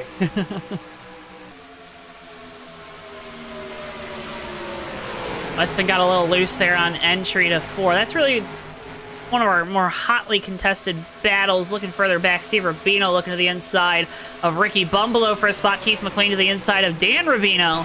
Behind them, Steve clears Ricky and Keith clears Dan. Keith trying to recover from being a lap down, got the lucky dog, but he's had to come through the whole field, trying to work his way back up into the top 10 at least. But he had top 5 and even leading pace earlier, so I'm sure he wants more. Yellow flag out once again here from Nashville. Keith was beaten all over that left rear quarter of Ricky. Let's see. Yellow flag. Tom Musa slow coming down the back straightaway. Let's see what happens. Well, he's just going to go for a spin. That rear end is definitely not as aerodynamic as it once was.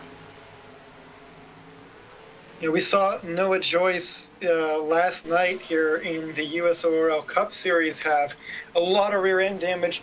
Made the car probably looser, but that honestly helped him on the long run, Joe. So, however, at a track like Nashville, a little bit higher speed and less banking. Haven't really seen the long green flag runs. It's a detriment more than anything. I've never subscribed to the idea of a loose race vehicle at these flatter tracks, because I think it's just you're setting yourself up for those rear wheels to really spin on exit of the corner, and that's just you don't want that, you know. Keith McLean going to be one of the sole take. Dan Rubino going to come down. Not a lot of takers on pit road, but a few guys making that strategy call to do something different than our leaders. Yeah, you might as well try something if you're kind of back in the pack a little bit. Yeah, you might as well. The time's running out.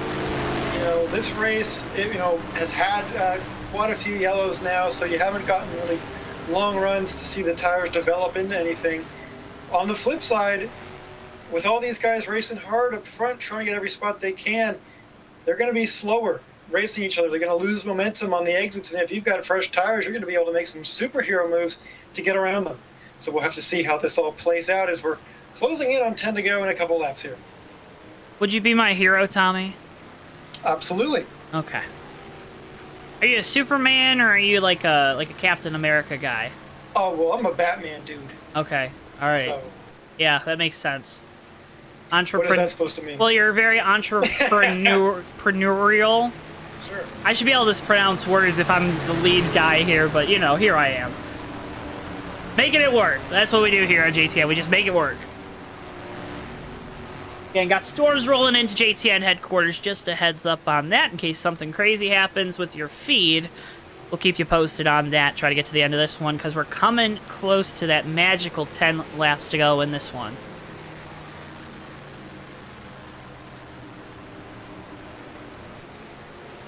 Not a cloud in the sky here, though, at Nashville Superspeedway.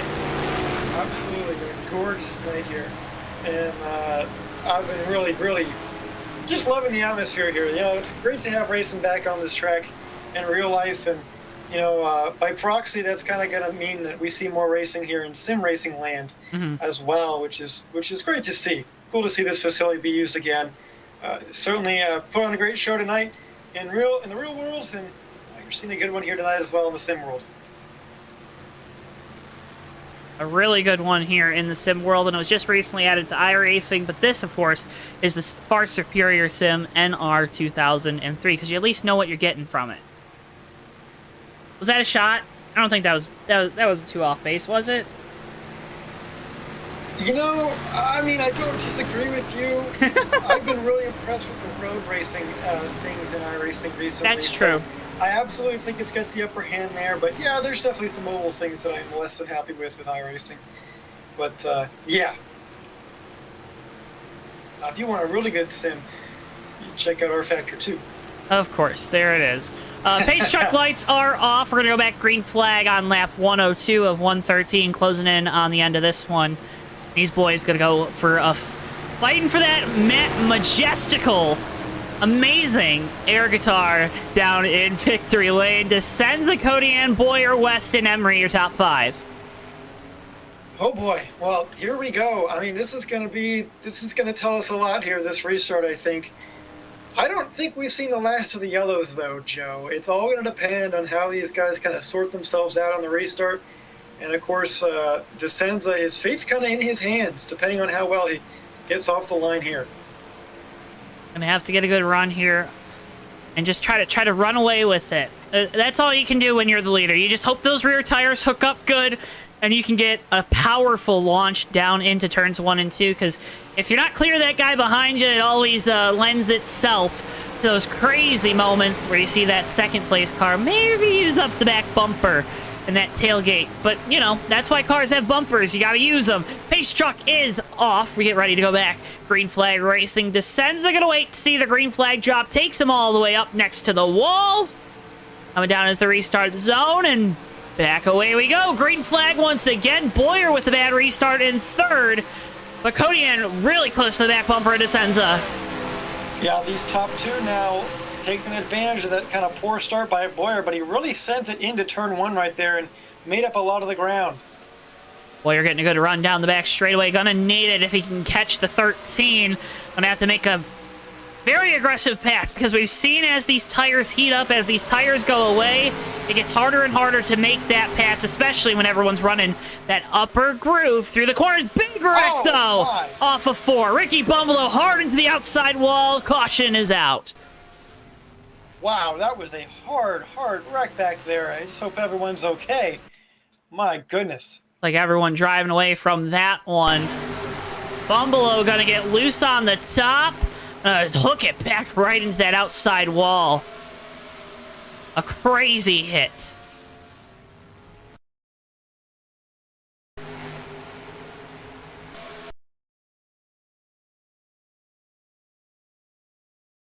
That's hard racing at the end of one of these, isn't it? It is. You know, you're going for every spot you can. There's only so much of the racetrack to go around. Only so much of the preferred groove to go around, and that's just a product of all that happening. And man, that was quite the hard hit to the outside wall. LaPlante and Dan Rubino go for a spin through the grass. It doesn't look like either of them hit anything, so those trucks still in pristine condition. Crossing this time by the stripe, Joe, it is the TWB 10 to go. And on behalf of Garden Lights Direct, I'd like to, on the behalf of TWB, I'd like to advertise Garden Lights Direct. Hey, from porches to patios and more, for all of your outdoor lighting needs, go visit gardenlightsdirect.com. They've got a wealth of wonderful lighting products over there at great prices. Go check it out. That's gardenlightsdirect.com, GARDENLIGHTSDIRECT.com. Gardenlightsdirect.com, go check them out. That is your TWB 10 to go. Can't thank all the folks at Garden Lights Direct enough. Their support. And if you want to sponsor JTN, hit us up. Email us. JoeTowNetwork@gmail.com. Simple as that, isn't it, Tommy? Absolutely. And I'll tell you what, we always appreciate the support from the fans as well, tuning in every week, liking the video, subscribing, interacting in chat. It's a lot of fun here. And it's going to get a lot of fun on the racetrack, too. Time is winding down, and the pressure is on. Now, these fans have been glued to their computer screens, their smart TVs, their cellular devices, I'm sure, and some awesome watch time numbers, which is always great to see, and can't thank you folks enough again for tuning in tonight. Bristol wants to give you a big special thanks and send out a very happy Father's Day to all the dads out there.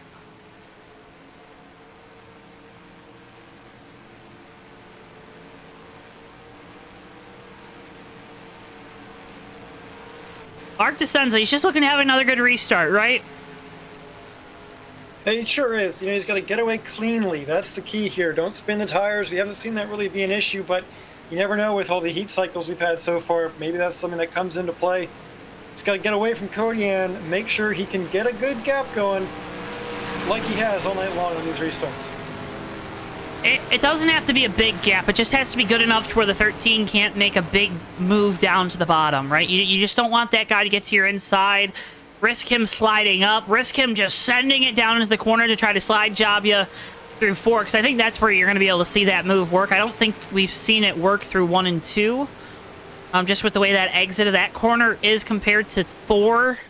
4, I think, lends itself to those passes a little bit more. As pace truck light's going to go out, we'll go back green next time on lap 107 of 113. That means, if I do my quick maths real quick, we'll be at 7 laps to go. That's right, 7 laps to go when we go green. Like you mentioned, turn 2, a good turn to set up yourself to make that move into 3. So, got to get it right all the way around here if they want a chance to pass. You just got to put together 7 good laps. That's all you need to do. It's just that easy. Well, it's a lot easier said than done. We've seen a lot of back and forth racing tonight. Guys getting out of the groove, getting loose, hitting the apron. Not so easy when you're traveling well over 150 miles an hour in these heavy pieces of machinery. But the one that's mastered it all so far tonight, Mark DeSenza in the lead on strategy. And on good restarts, the 33 has kept himself at the top of the field. We'll see if he can do it for 7 more times around here at Nashville Superspeedway. The pace truck going to make the left turn off down to pit road. It'll be going green here shortly. Fans are on their feet. They're waving their hats. They're waving their programs. They're waving their kids here on another Father's Day evening. Mark DeSenza going to lead them back to green here through the tri-oval. Waits for it to be dropped, and back away we go. Green flag once again, and Weston now making a move to the inside of Josh Boyer, and Kodian looking to the outside of DeSenza down into 1. Well, that was a great start for Kodian. That's really not what DeSenza wanted. That 13 really did well in turn 1 there, but Weston losing some spots now to Boyer behind him as they were side by side through the first 2 turns. And we're going to have a big shot on the outside. A lot of momentum with that 52. Caution lights are on, so we go back to the battle for the lead. DeSenza going to have to win the race back to the line. Kodian not going to have enough this time by DeSenza to the line. He gets it, and we'll have to see whether or not that's going to end the race. We've got now 6 laps to go. I don't know. There might be a green-white checkered or perhaps a 1-lap shootout to finish this thing off. That means things will get crazy. Incident here through turn number 1 and 2 involving the 21, the 73, the 9, and 28. Bunch of key players in this race. Steve Rubino going to go hard down into the corner, going to make a little bit of contact with that bumper of the 78. And then it's just on from there. Oh my goodness, they just kept racking down the back straightaway. Trucks everywhere on that one. Seen that on a couple incidents tonight. Others actually have been quite tame. Some hard like that.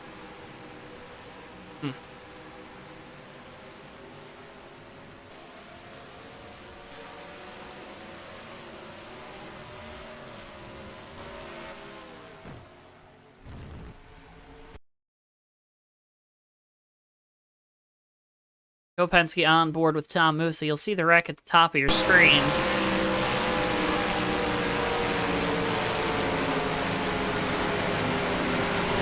Looks like he's going to get by it. Barely gets clipped there.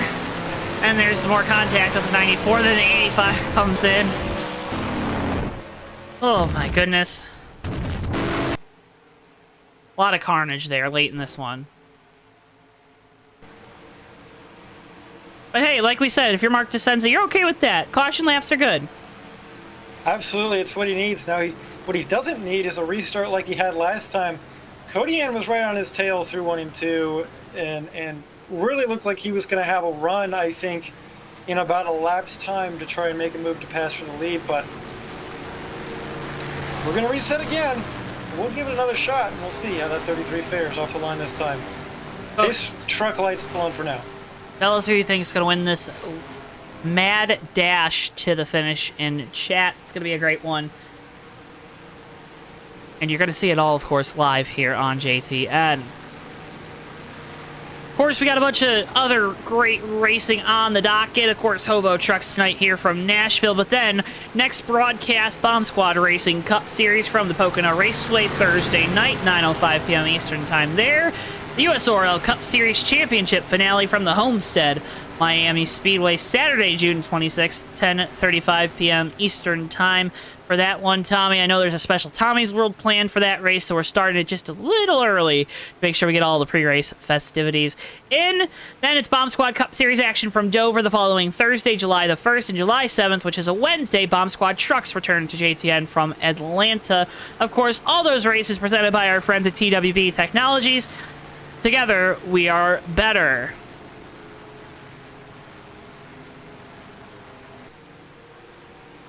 Just better together, you know? Indeed. I'll tell you what, Joe. It's going to be fun with that Tommy's World, like you mentioned. Going to have a little bit of a special edition interview segment with all the final four drivers and kind of recap how they got to where they are at this point in the season with just one race remaining. Their thoughts on the playoff picture and their chances at taking home the USORL Red Bull Cup Series Season 7 title here in JTN. Mark DeSenza looking to take home that air guitar here tonight. Going to be a green-white checkered finish to this one. 2 laps to go when we go back. Green flag racing. The next flag ends the race. If it's a yellow or the checkered, it does not matter. We get that yellow flag, we get back to the line with the white. 1 lap to go, and things are settled. We get back to that white flag. Well, it's on from there to see who gets back to the checkered first. Well, this is the restart that matters the most. We thought we might go green to the end in the last one, but this certainly will take us to the end of the race. So DeSenza's got to do a good job keeping Cody in behind him, and that 13 truck's got to not let himself drift away, because he certainly needs to have a shot close to DeSenza if he wants a chance at the win. All you ask for is a shot in racing, and, well, there's 4, 5, 6 guys that have a shot at winning this one. Gonna need to take... Some of them might take a little bit more than the others, but it's going to be a great finish nonetheless. Ford Pace truck going to make that hard left turn down the pit lane. Mark DeSenza will lead them back to green. Harry Codian and Josh Boyer, your podium coming down into this green-white checkered finish. DeSenza with control. He waits for that green flag to be dropped. And back away we go. Green flag once again from Nashville. And Codian again with a great restart. Oh boy, that was the good restart Codian needed. DeSenza push to the outside, Codian on the inside. Let's see through turn 2 now. The 33 and 13 side by side. Codian takes the lead. Big wiggle out of DeSenza. DeSenza got loose there off of 2. That's going to allow Josh Boyer to go to the inside. Ron Weston giving him a big push. Battle on for third as Codian is set and sail in the lead in contact with Weston. DeSenza into the outside wall. Caution is out. We're racing back to the line. Codian from second place in the final restart to the lead. Codian with the win. Boyer second. Man, oh man, oh man.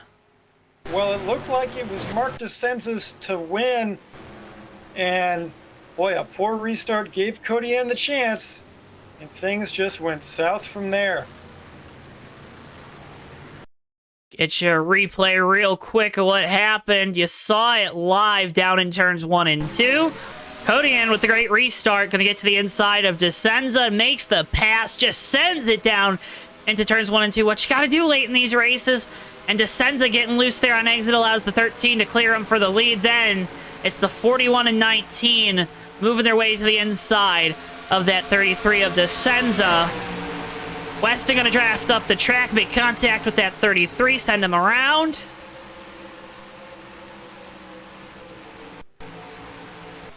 And Harry Codian wins the race back to the line and the race.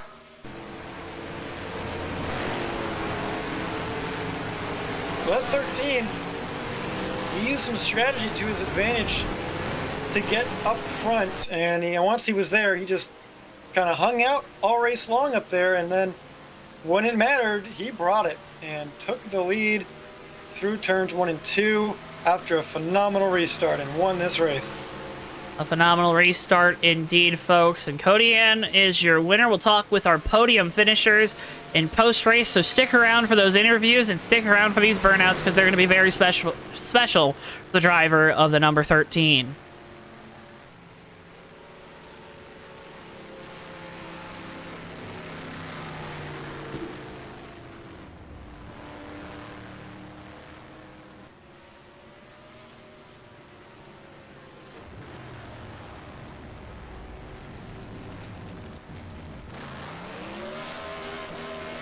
right down, Eric Cody, winner at the Nashville Superspeedway in the HOBO Racing Truck Series.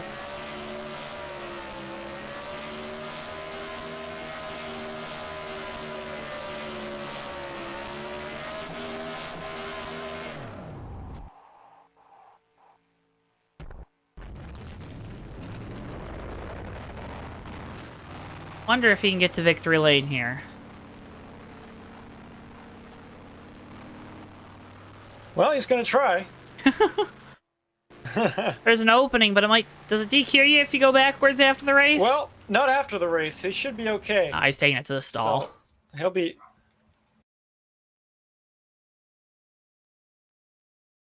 Well, we'll be talking with him in a second. I'm sure they're going to push that 13 truck to victory lane, folks. Can't thank you enough again for tuning in here to JTN tonight. A fantastic showing here with the HOBO Racing Truck Series. And remember, you can check out HOBO Racing through the link in our description below. Going to get the results on your screen in just a second. As once again, another fantastic race here with HOBO in the Truck Series from the Nashville Superspeedway.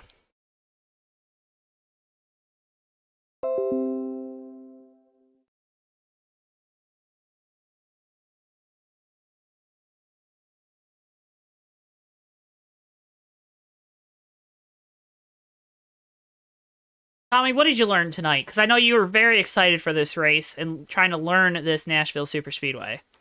You know, one thing I really learned is just how prominent the middle kind of outside line is, especially side by side. Now, the pass for the win, of course, was on the bottom, but that was kind of off a restart, a little bit of a different scenario.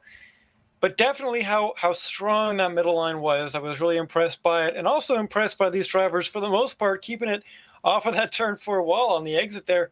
Tough to do, but they did a good job of it all night long. Great job of it all night long. Again, we're going to talk with our top 3 drivers.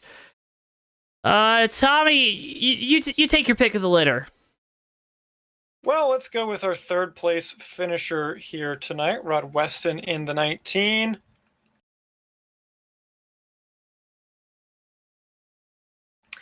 And here he is, driver of the 19 tonight, Rod. A good finish for you. Little bit of bumping and banging at the end there, but a nice result nonetheless. You were kind of quiet all night, but when it mattered, you were there up in the front. Take us through that final restart. Yeah, I was struggling on the bottom, trying to make runs and make things happen. And I do have to apologize to Mark. I just got into the corner and it got a little hot, and it drifted up and then took him out. And I really hated to do that. But yeah, all in all, it was a decent night. Started in the back, worked my way to the front. That's my typical MO, and happy with 3rd. You did a terrific job starting from the back. I mean, you had a long way to make up, and you certainly did. I'm really impressed with the way the 19 was able to pass everybody. What seemed to be the preferred line to make a pass on guys tonight? It was tough. If you wanted to try to pass them in one, you had to do it just right. The type groove was a much better groove, so it was really hard. But I think most of the passing I did tonight was just somebody else would make a mistake in front of me, and I had the momentum and took advantage of it. Rod did a great job of climbing your way up through the field. Want to also wish you a very happy Father's Day. I know your #1 fan was in chat tonight and is very happy to see you get this podium finish. Congratulations on it. But, as always, after a 3rd place run, a great run here, the floor is yours. I know you got people to thank, so now's the time to do so. Oh, absolutely. First off, I've got to thank Mackenzie. You know, she's always rooting for me. Yeah, she was in the other room tonight. She's down here for Father's Day, which is awesome. Yelling and screaming, "Go get him, Dad, go get him." But, yeah, I got to thank Red Bull and Mate Jägermeister, the Jägerbomb truck. It's awesome. And my crew chief, Jim Carley, my car chief, Rick Paul, them guys, they sat down, they made up the real nice truck tonight. They had it going really, really good. Like I said, it was a great long run truck. It wasn't so much a short run truck. So I think I struggled a little bit more there in the end, but all in all, like I said, very happy with 3rd. Rod, once again, congratulations on the 3rd place run here tonight at the Nashville Superspeedway. And again, a very happy Father's Day to you. Yes, sir. Thank you. Rod Weston, driver the #19 Toyota Tundra after a 3rd place finish tonight. Tommy, you heard it there, just unfortunate circumstances at the end of that race. Yeah, it's tough. I mean, that's just hard racing. At the end, it happens. And, hey, you know, still a good finish for that team. Start from the back. I mean, either way you slice it, a third place is a third place.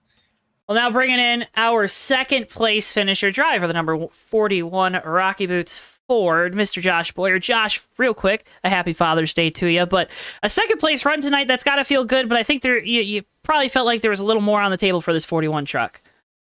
Yeah, I think we were just that close to having the track position we need tonight to get in the victory lane. But happy with the second place finish, having been kind of shuffled back there mid-race or so with some pit strategy stuff. So we worked our way back up and took advantage of some late race cautions there and got us up into second place.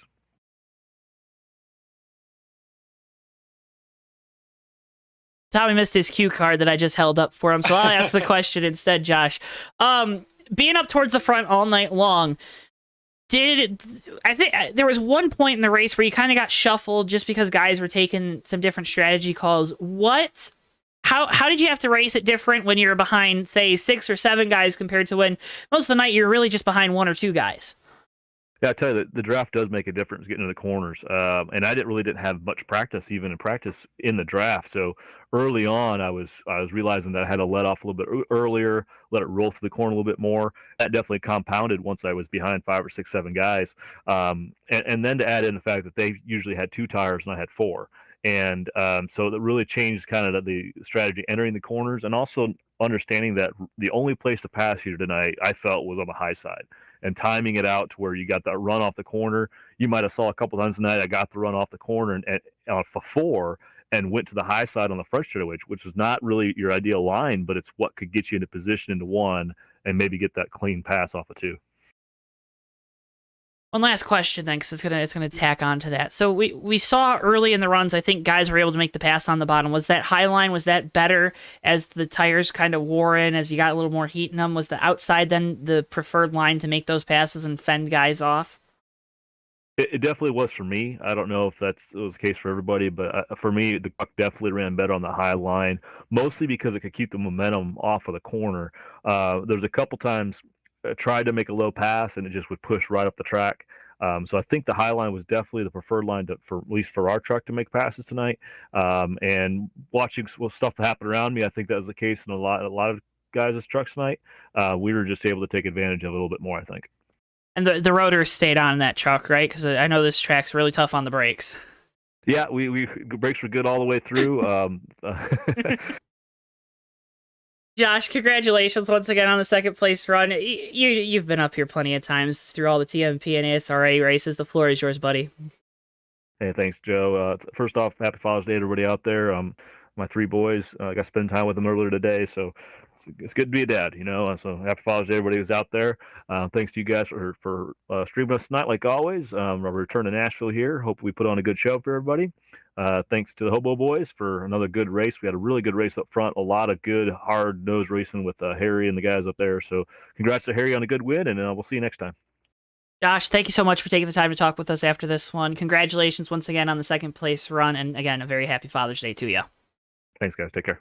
Josh Boyer, driver of the number 41 Rocky Boots Ford F-150. Bringing in now, he's had the time to soak up his air guitar. He's I feel like he's probably been working on how to play that air guitar. Driver of the number 13, Harry. First off, very happy Father's Day to you. And what a restart there at the end. Wow, I think we put on a good show for you tonight, guys.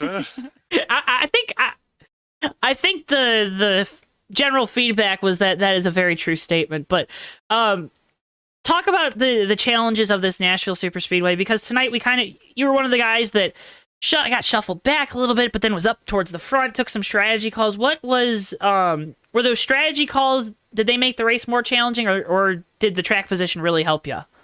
Yeah, I think at track position, it was really, really hard to pass, as you can see. Matter of fact, I raced, I think the 94 there, and I had several runs on him. Finally, I had to drive it in so deep to clear him that I washed up and he got right back underneath me. But I honestly have to thank Keith there.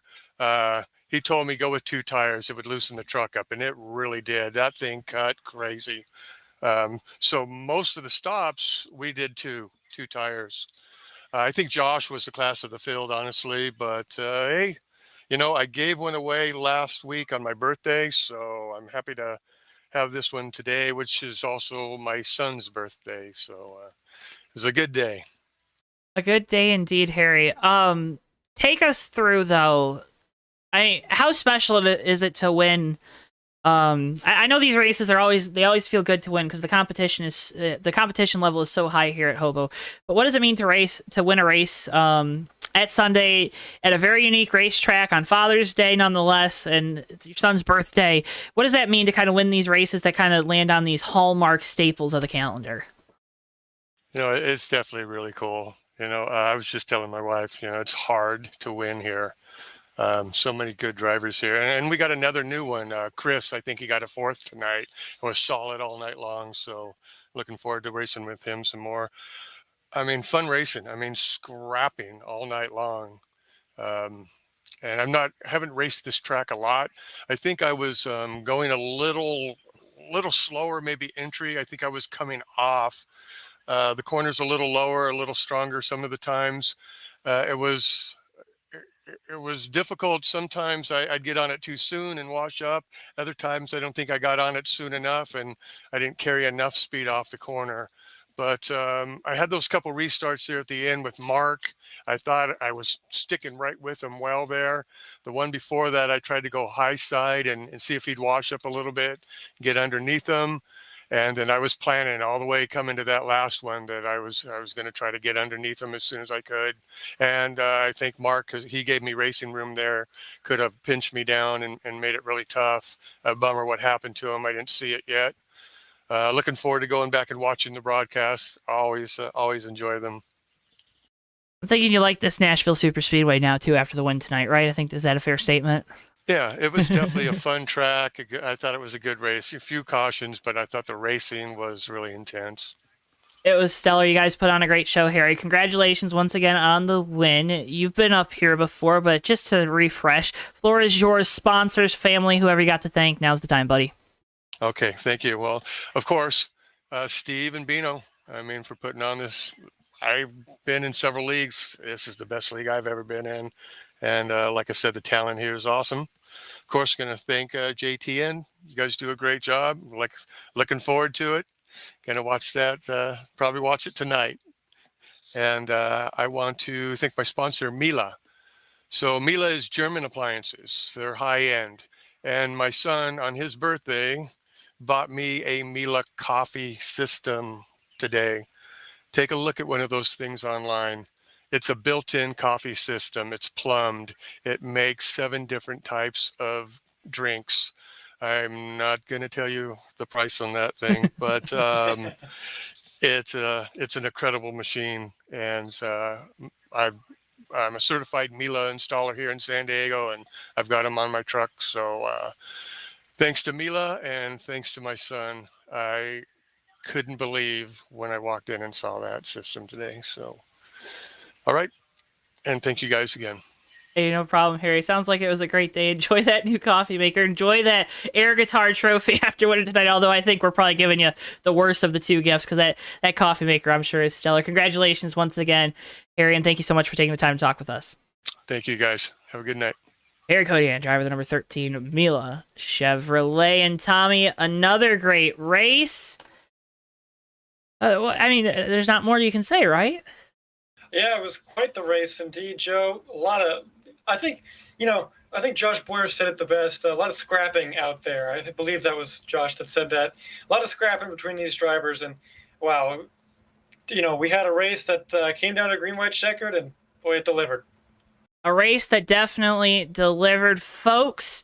Make sure you hit that subscribe button if you haven't already, and hit the like button on the video. It helps us so much. Next time we're going to be live with you is going to be this Thursday night. Bomb Squad Racing Cup Series action from the Tricky Triangle and the Pocono Raceway. It's going to be a fantastic show there. You're going to want to tune in at 9:05 p.m. Eastern Time again on Thursday. You can also follow us on Twitter and Facebook. That way you get the posts and you get notified when we go live. And another way to get notified is to hit that little bell icon when you subscribe. But, folks, with all that being said, that concludes our coverage here from the Nashville Superspeedway. The Music City always puts on a great show, and tonight was not the exception to that, because it was another spectacular one. For Bristol, our producer, for my booth colleague, Tommy Bordeaux, I've been Joe Twansky. Have a wonderful rest of your evening. A very happy Father's Day once again to all the dads out there. And we'll see you guys next time live here on JTN. So long for now, folks. Yeah, and they're going to be 3 wide coming to the checkered. Never mind, they're going to be... Oh, Maverick they're wide! Who did that? Turn 4 into the tri-oval. Whitehill through the grass. It's going to be Noah Joyce winning his first career race in the Red Bull Cup Series. All right, and they're wrecking behind them. We got cars flying everywhere. Cars upside down, but it doesn't matter. Noah Joyce has done it. He's won at Daytona in the 3 car. Comes Musa. Musa's gonna. Oh, he's going to use that apron. He's gonna use the apron. They're going to be side by side. Coming off the corner.